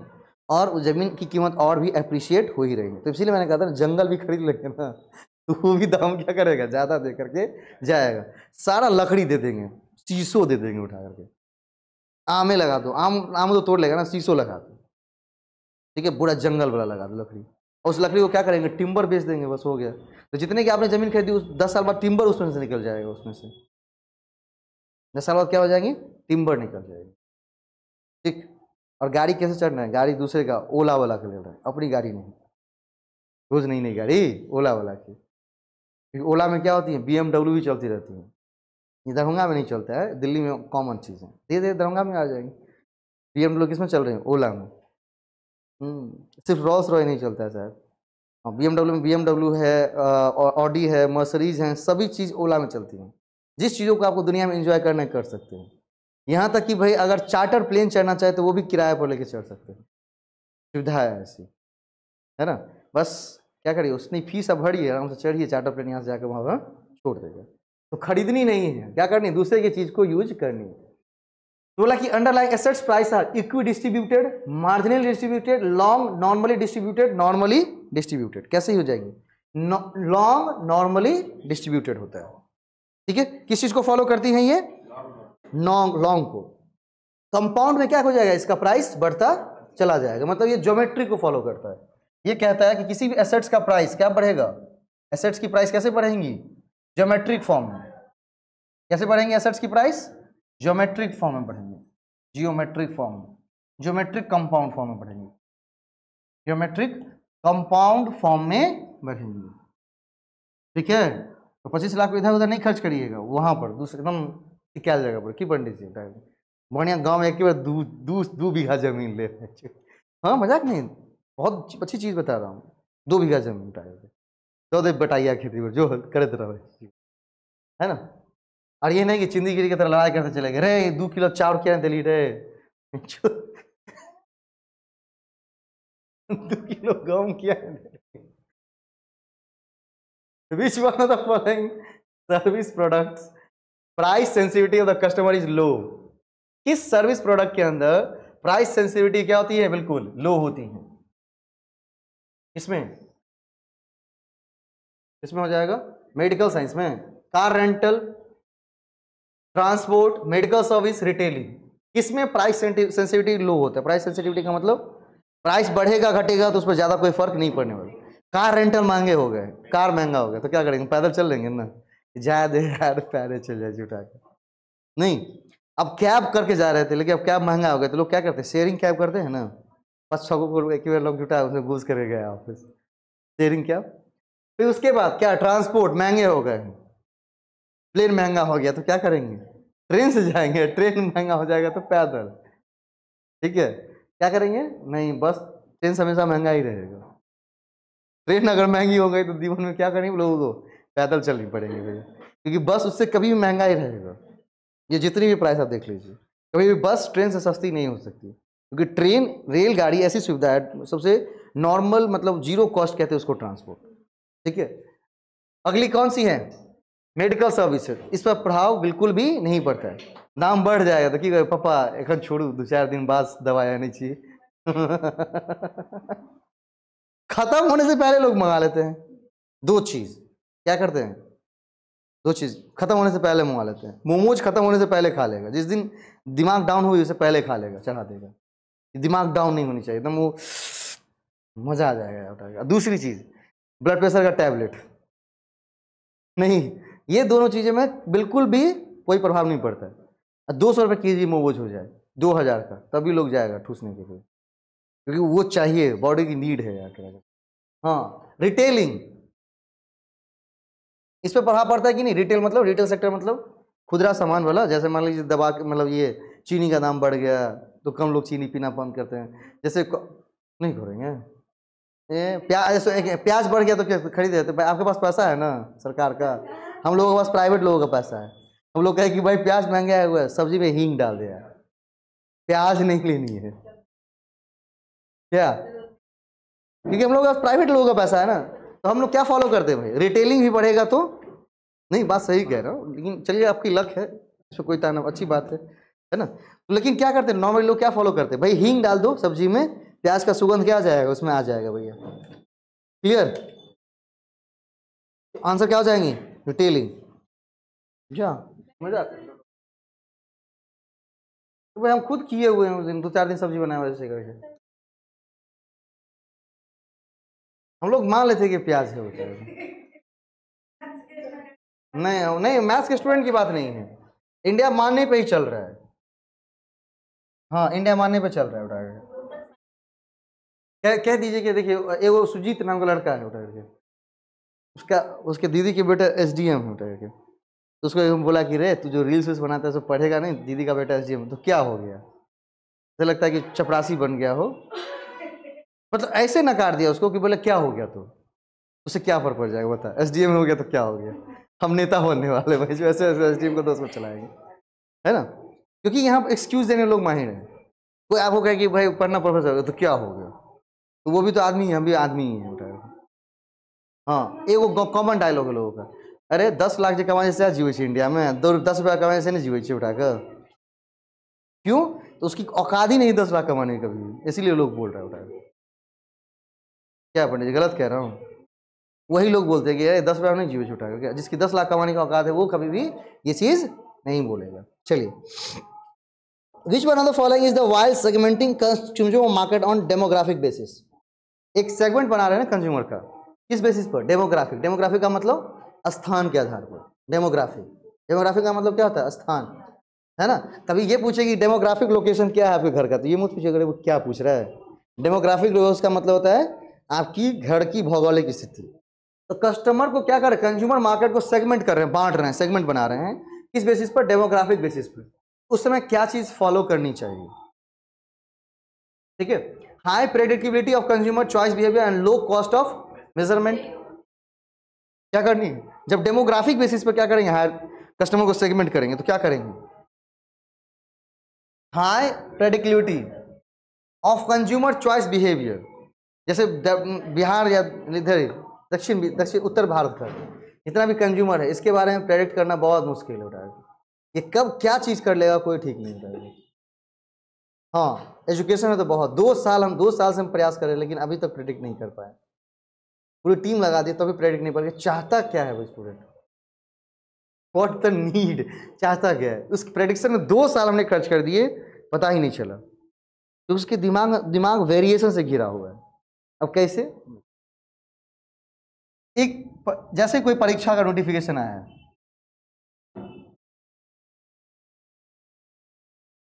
परीक्षा का नोटिफिकेशन आया कि ये वैकेंसी है, पूरा मिल के सीधे फॉर्म भर दिया। ये भी नहीं देखा कि भाई हम किस सेक्टर से हैं, हमें क्या करना है, हमारी क्या सोच है आगे, उसकी वहीं में सब कुछ सोच है। अरे की भोग रहे थे भाई, BIT कह रहे थे, चपरासी हो जाता तो काम तो बहुत देते ना भाई। भाई टेक क्यों किया था? चपरासी बनने के लिए, इनोवेशंस करने के लिए। जिस दिन का है मोटिवेशन ना, शार्क टैंक देखिएगा उठा करके, 2 बहनें थी उठा करके, 2 बहनें, फूल की लाइफ कितनी होती है, एक फूल को हम कितने दिन तक रख सकते हैं? 2 दिन। उसने ऐसे टेक को डेवलप किया है कि उस फूल की लाइफ को 15 दिन कर सकते हैं, और एप्लीकेशन के थ्रू आप फूल डिलीवर होगा। वो बैंगलोर में उसकी कंपनी खोल दी उसकी, दोनों बहनों ने। भाई एक महीने में 1 CR का सेल करती है दोनों बहनें मिलकर के, है ना। घर पर 10-20 लोग लगे हुए हैं, मशीन बिठा ली है, और मशीन क्या करती है कि उस फूल से मॉइस्चराइज को क्या करती है, कैप्चर कर लेती है। फ्रेग्रेंस को नहीं, मॉइस्चराइज को, जो क्योंकि फूल इसलिए खराब होते हैं, देयर हैव मॉइस्चर्स, मॉइस्चर्स हटा दे तो क्या हो जाएगा, फूल खराब होना बंद हो जाएगा। वही देखे कल दिमाग ही लॉक हो गया कि भाई देख यार कैसे सोच रहा है, और यहाँ पर क्या सोचता है, टेक्को हो गए क्यों, चपरासी में लाग रहा है ना यार, ठीक है कोनो बात नहीं है, बहुत सरकारी नौकरी बहुत भेल है। तो परीक्षा आया, वो क्या कर रहा है, उसकी कोई एफिशिएंसी नहीं है, सीधा फॉर्म भरेगा उठा के। अब कहाँ मूव ऑन होगा कुछ पता नहीं। जैसे अभी सब मान लीजिए कोई BPSC की तैयारी कर, अभी रेलवे की 2 लाख वैकेंसी आ जाए, सब सीधे रेलवे, पूरा भारत रेलवे पर है क्यों, फिर रेलवे का 2 लाख का तैयारी किया, फिर SSC, सब सीधे SSC पर उठा करके।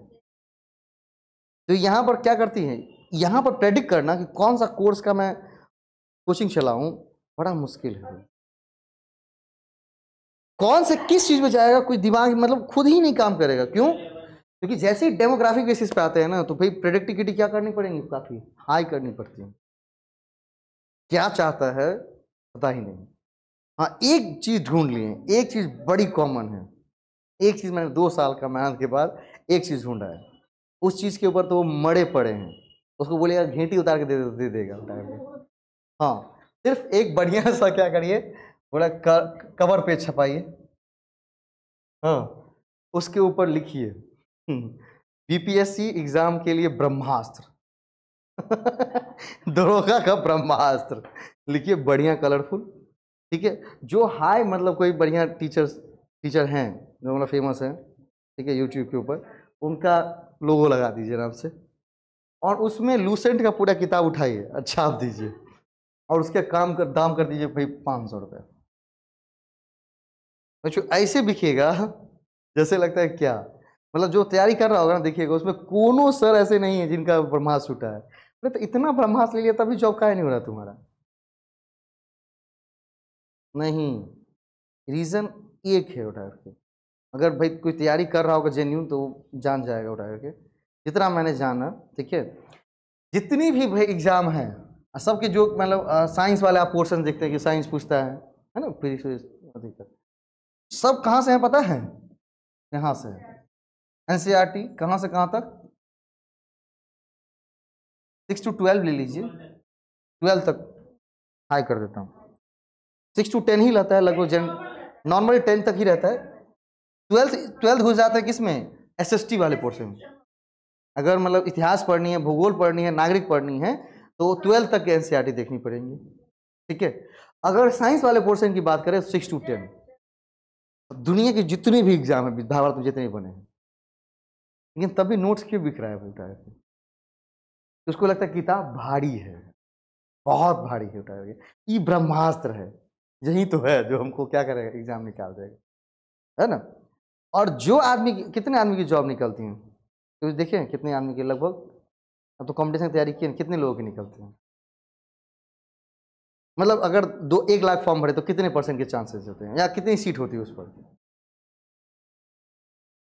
हाँ 1 लाख फॉर्म भरा, मतलब मोटा मोटा अंदाज हम बोल रहे हैं आपसे, 2000-3000, मतलब 2 to 3% यही होगा ना रेशियो। मैं मान लेता हूँ 5%, 5% अच्छे एग्जाम की बात कर रहा हूँ, मतलब टीसीएस एग्जाम की, जो 5% लोगों को मिलता है, उनसे जाकर मिलेंगे, ठीक है, तो वो कोई ब्रह्मास्त्र नहीं लिए थे, खुद का शास्त्र चला रहे थे। ब्रह्मास्त्र उनके पास नहीं था, खुद का शास्त्र का मतलब जितने भी लोग निकाले हैं उठा के, सबने क्या किया है, इसी चीज को गहनता से अध्ययन किया है, और खुद की क्या करनी है, अपनी सैम्पलिंग नोट्स तैयार की है ना, क्योंकि उसको सक्सेस करना है ना। और ये तो क्या है, खरीदने वाला आदमी सब है, तो खरीद खरीद के भरेगा अपना उठा के, पूरा भर देगा, तो 4 को खाना उठा के, क्यों? ये चीज हाई प्रेडिक्टिविटी है भाई, वो एनसीईआरटी से निकाल निकाल के दे रहा उठा के। अब एक एक लाइन पढ़ो ना, अब जाकर पढ़ना शुरू करिए, विश्व रेखा कहाँ से गुजरती है, मैकमोहन लाइन, इंदिरा पॉइंट, सब के बारे में चर्चा है, 6 में होंगी, या तो 7 में हो जाएंगी, 8 में हो जाएंगी, 9 में हो जाएंगी, 10 में हो जाएंगी। वही एक दिन हम सोचे, मतलब पता नहीं था हमको उतना, इस बीच में थोड़ा जीएस पढ़ाने लगे तो हम सोचे कि भाई लोग इतना, तो हम सोच पढ़ना शुरू किए, बोले तो सब तो भाई 6ठा से 8वां तक में लिखा हुआ है, 9वां 10वां में लिखा हुआ है, कुछ कुछ 8वां का पढ़े तो उसमें कुछ कुछ टकरा रहा था चीज़, जैसे इंडियन नेशनल मूवमेंट है हमारा, है ना, कुछ कुछ, ठीक है, गांधी युग भाई, सत्याग्रह आंदोलन, तो ये तो सब तो भाई इसमें है, फिर लोग इतना काहे पागल बना हुआ है भाई?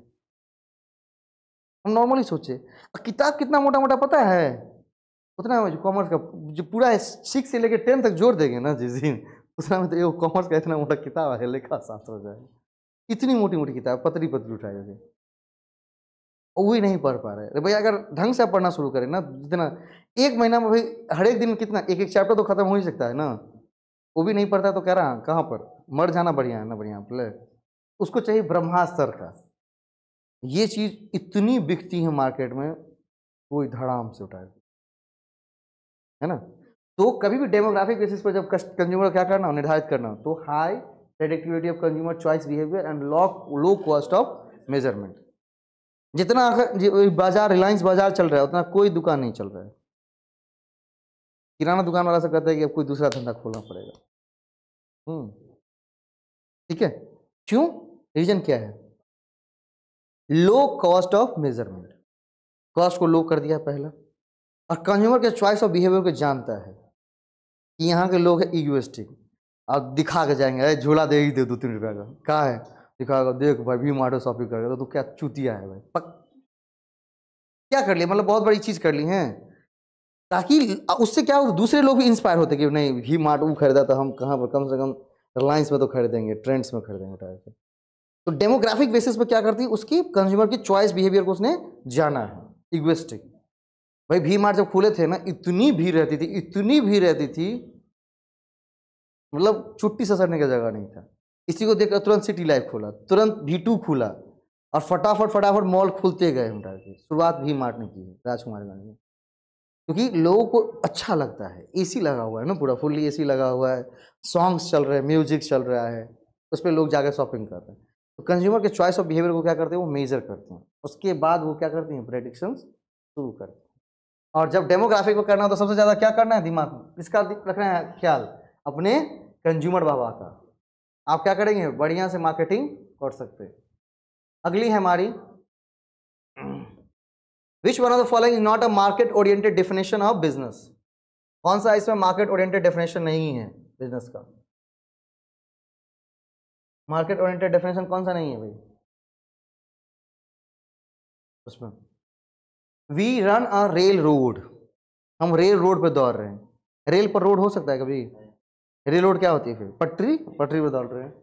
We help improve office productivity, we supply energy, we distribute information. इसमें से कौन सा मार्केट ओरिएंटेड डेफिनेशन नहीं है? We run a rail road definition नहीं है, क्या है? सबसे पहला क्या है, we help improve office productivity. आपका बिजनेस क्यों चलेगा? किसी दूसरे की प्रॉब्लम को सॉल्व करेंगे ना। जब तक दूसरे की प्रॉब्लम को सॉल्व नहीं करे आपका बिजनेस चलेगा क्या? नहीं ना।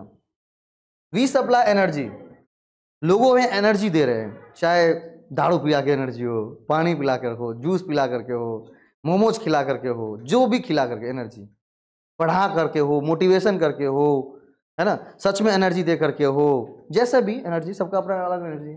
We distribute information, information distribute करेंगे तो भी लोग पैसा देगा ना, लोगों को बताएंगे कि ये आपके लिए अच्छा है, ये चीज़ बुरा है। ठीक, इंफॉर्मेशन का डिस्ट्रीब्यूट करना मतलब क्या है? एजुकेशन। एजुकेशन इज क्या? Distribute information. तो भाई ये तीनों के तीनों क्या है, किसकी डेफिनेशन है? बिजनेस की market oriented definition. Market oriented का मतलब जिसमें मार्केट में आप टिके रहेंगे। आंसर क्या हो जाएगा हमारा? We run a rail road. ये कोई डेफिनेशन नहीं है market oriented. Clear? Next,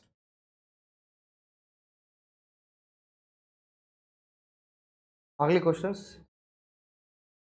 in which of the following concept of buyer, ये तो पता ही होगा, ये तो कंसेप्ट बढ़िया से बताया है। चार अलग अलग प्रकार के क्या होते हैं मार्केटिंग में? कंसेप्ट होते हैं। कौन कौन सा? Marketing concept, production concept, product concept, selling concept. क्या कहते हैं, in which of the following concept a buyer passively involve in exchange transactions and accept whatever is offered to him by a marketer. है ना, इतना बड़ा पागल है customer कि जो भी चीज वो बेच रहा है उसको लेने के लिए तैयार है। ठीक है, उसे क्या कहेंगे?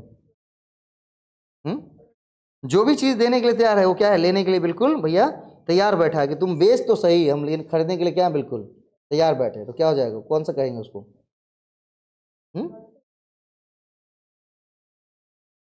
इन which of the following concept buyer is passively involve in exchange transaction. जो बायर है वो पैसिवली इन्वॉल्व है किसमें? ट्रांजेक्शन में। And he accept whatever is offered to him by a marketer. Marketer जो उसे ऑफर कर रहा है उसमें वो क्या कर रहा है? अपनी हामी भर रहा है।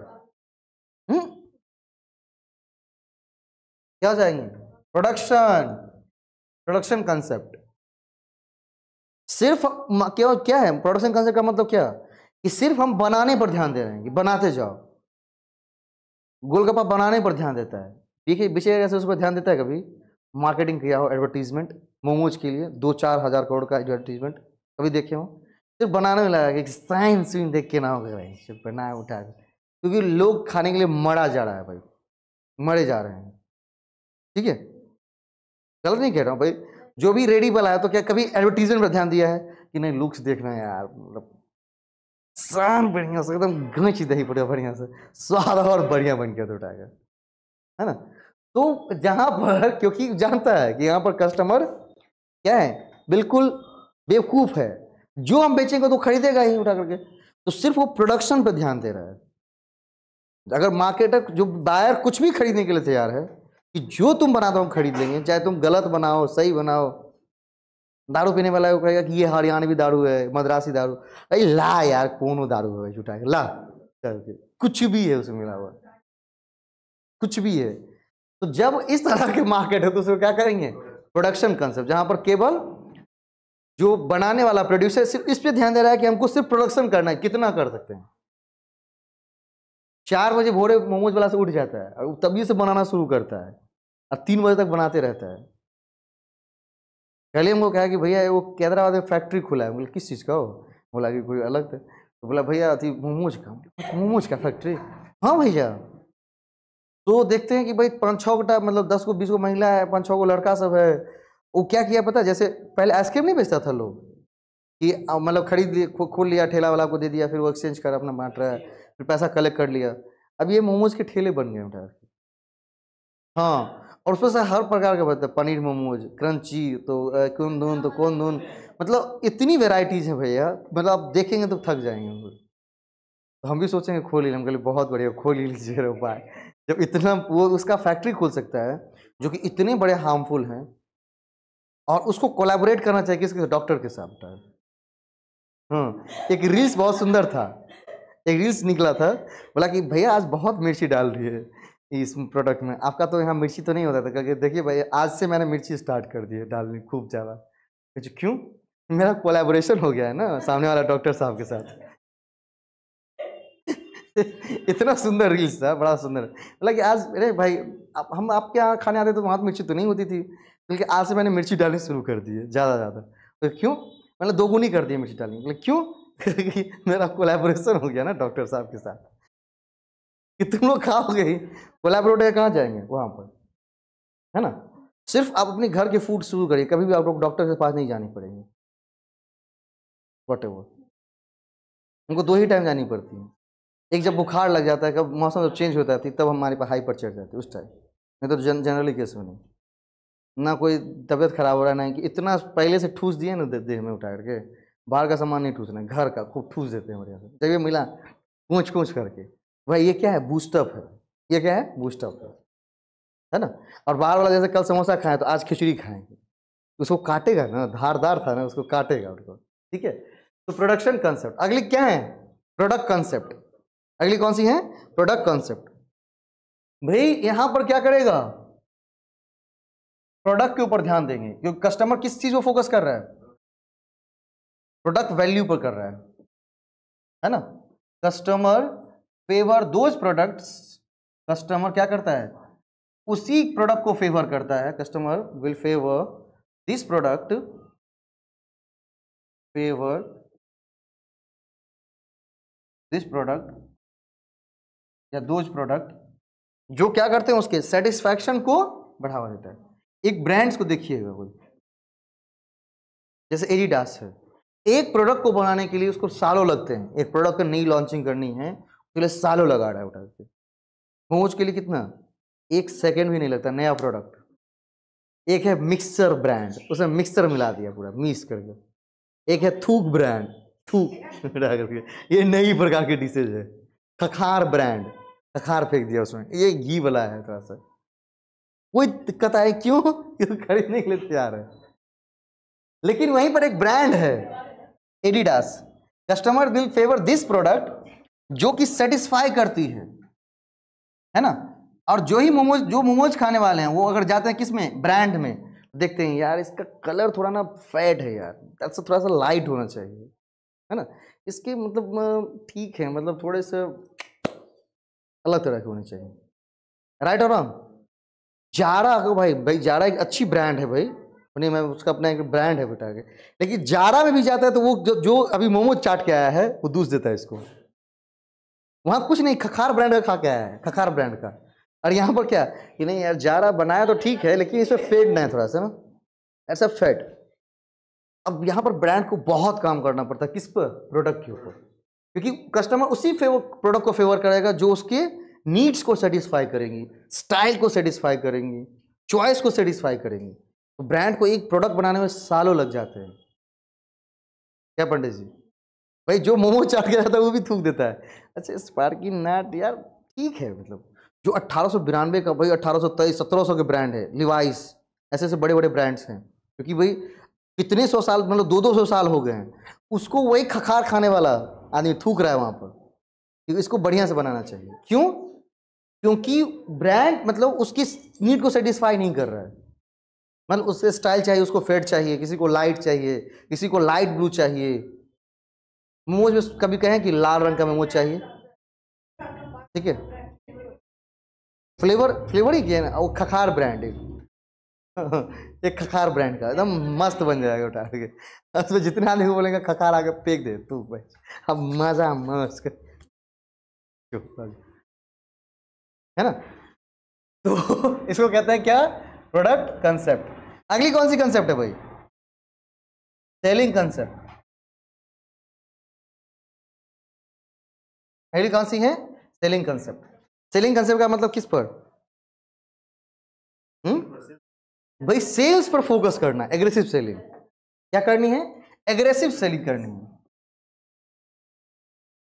एग्रेसिव सेलिंग करनी है। एग्रेसिव सेलिंग का मतलब क्या होता है? एग्रेसिव सेलिंग पूरा फोकस कहां लगा रहा है? सेलिंग के ऊपर। क्या कर रहा है? पूरा फोकस कहां लगा रहा है? सेलिंग के ऊपर, कि हम अपने प्रोडक्ट को क्या करें? बढ़ा चढ़ा कर दिखाए। ठीक है, कि भाई हम ज्यादा से ज्यादा लोगों पर क्या करें? उसको बढ़ा चढ़ा कर दिखाए। जैसे एक फिल्म के प्रमोशन में कितना खर्च करना पड़ता है, बहुत जाता है ना। तो प्रोड्यूसर को क्या करना चाहिए?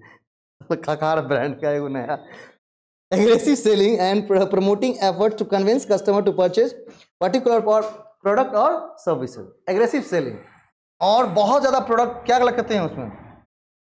प्रमोशन की जरूरत होती है। क्या होती है? प्रमोशन की जरूरत होती है ना। भाई शाहरुख खान जो कि क्या है? किंग खान है बॉलीवुड के, है ना, वो भी अगर क्या कर रहे हैं? सिनेमा बना रहे हैं, उसके प्रमोशन पर वो लाखों खर्च कर रहे हैं, जबकि वो आज से नहीं है भाई, मेरे मम्मी पापा सब जानते हैं उनको भाई, उस टाइम से वो फिल्म बनाते आ रहे हैं, लेकिन उनको भी उतनी प्रमोशन करने की जरूरत है जितनी कि नए हीरो को। हाँ मतलब उनको वेटेज मिलता है, ऐसा नहीं कि उनका नेम फेम का वेटेज नहीं मिलेगा, लेकिन प्रमोशन पर एग्रेसिव सेलिंग पर खर्च कर रहे हैं उठा के। जैसा अभी कुछ दिन पहले गया था ना, कौन सा देखने के लिए उनका, कौन सा मूवी था अभी कुछ दिन पहले निकले है ना, शाहरुख जी के मूवी, नहीं नहीं पठान नहीं, उससे अभी वो तो बहुत पुराना हो गया, तो अभी कुछ दिन किसान किसान के बारे में बात नहीं करता है अभी, नहीं बहुत नई मूवी आई,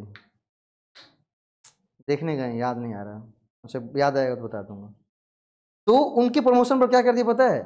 कि जो एक एप्लीकेशन है बुक माई शो, उस पर अगर 4 टिकट्स खरीदेंगे, 3 टिकट खरीदेंगे तो 1 टिकट फ्री मिल जाएगा, ऐसा ऑफर था। ठीक है, तो हम सोचे कि नहीं 2 टिकट खरीदेंगे 2 टिकट फ्री मिलेगा, हम बोले इसी ऑफर का लाभ उठाना चाहिए हम लोग भी गए देखने के लिए। तो भाई एक बताइए कि 200 रुपये अगर कम कर रहा है तो निश्चित रूप से प्रोड्यूसर या कहीं से तो पैसा मिला होगा ना उसको। हाँ जवान, कहीं ना कहीं से तो पैसा मिला होगा उसको, तो आज भी तो प्रमोशन करने की जरूरत है। अब उससे शाहरुख की मूवी है भाई, उसमें कहता है कि 2 टिकट खरीदो तो 2 टिकट फ्री में देंगे, तो मतलब क्या? ये पूरी की पूरी क्या है? सेलिंग कंसेप्ट के ऊपर ध्यान दें, एग्रेसिव सेलिंग। उस पर्टिकुलर प्रोडक्ट को जाकर के आप देखिए, पर्टिकुलर प्रोडक्ट को, सॉरी उस मूवी को जाकर के देखिए, सेम टू सेम प्रोडक्शन पर अति कर रहे हैं, प्रमोशन पे खर्च कर रहे हैं। अगली कौन सी है? Marketing concept. अगली कौन सी है? Marketing concept. मार्केटिंग कंसेप्ट क्या करता है?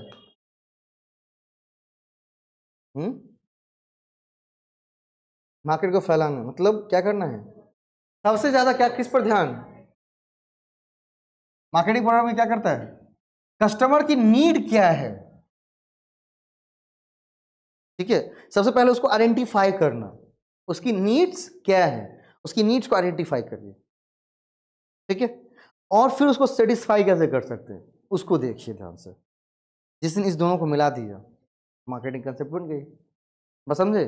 प्रोडक्शन कंसेप्ट में केवल सेलर, मतलब जो सेलर बेचने वाला है सिर्फ बनाने पर ध्यान दे रहा है, मोमोज को मोमोज वहां पर एग्जाम्पल लेनी, मोमोज को, खखार ब्रांड का मोमोज नया कुछ भी लॉन्च कर दे, वो खाने वाला मर रहा होगा उठा करके, मिर्ची का झोंक काहे नहीं मार दे, कोई टिकट नहीं, बहुत फैबुलस था उठा करके, और यहाँ पर आएगा डिस्काउंट, डिस्काउंट नहीं है कि जैसे जो चीज़ उसके हेल्थ के लिए खराब है पैसा उसे खराब करेगा, उसके लिए पूछेगा क्या डिस्काउंट है क्या, नहीं। जो चीज़ उसकी जीवन को सुधारेगा उसमें क्या मांगता है वो, डिस्काउंट मांगता है। जारा जैसे ब्रांड को दूस देता है कि नहीं यार इसका कलर थोड़ा फेड है यार, है ना। उस समय क्या करते हो वो बड़े बड़े ब्रांड्स किस पे ध्यान दे रहा है, प्रोडक्ट कंसेप्ट पर ध्यान दे रहा है कि भाई उस प्रोडक्ट को इतनी स्टाइलिश बनानी है ताकि लोगों को अट्रैक्ट करे। वो बेचारा ध्यान दे रहा है किस पर, एग्रेसिव सेलिंग कंसेप्ट पर। वो ध्यान दे रहा है किस पर, मार्केटिंग पर। मोज वाला किसी चीज़ पर ध्यान देने की जरूरत है, उसको तो बोले कि मार्केटिंग चेंज हो गया है या कोरोना आ गया तो क्या हो गया, उससे कोई फर्क नहीं पड़ता है। जो सब चटुआ सब आएगा ही दुकान पर, चाटेगा ही, कोई दिक्कत नहीं है, जा हटा, भीड़ लगाएगा ही लगाएगा। ठीक है, तो उसकी एक बड़ी बड़ी सुंदर चेन बन गई, उसकी फैक्ट्री भी खुल गई। नहीं, पहले हम सोचते कहते कि सीमेंट की फैक्ट्री, ईंट की फैक्ट्री, मोमोज की फैक्ट्री, सिर्फ मोमोज बिक रहे हैं वहाँ पर टायर के। वहाँ से आप खरीद भी सकते हैं, आपको भी खर्च के लिए खरीदना है तो खरीद लीजिए, जा करके 2 झोड़ा ले आइए उठा करके। हाँ हाँ, आराम आराम से बनाते रहिए, हाँ स्टीम करिए, आराम से खाइए बैठ कर। घर के लिए बिकता है, वो कहा है कि घर के लिए ही बेचेंगे, बोले बहुत बढ़िया। ठीक, चलिए यहाँ तक, कल इससे आगे, है ना। चलिए, जो जो पढ़ते जा रहे हैं उसको उससे अच्छे तरह से लिखते जाएंगे और उसको एक बार एकदम रिवाइज करते जाएंगे। ऐसा नहीं कि बस सिर्फ पढ़ रहे हैं इधर से और उधर से भूलते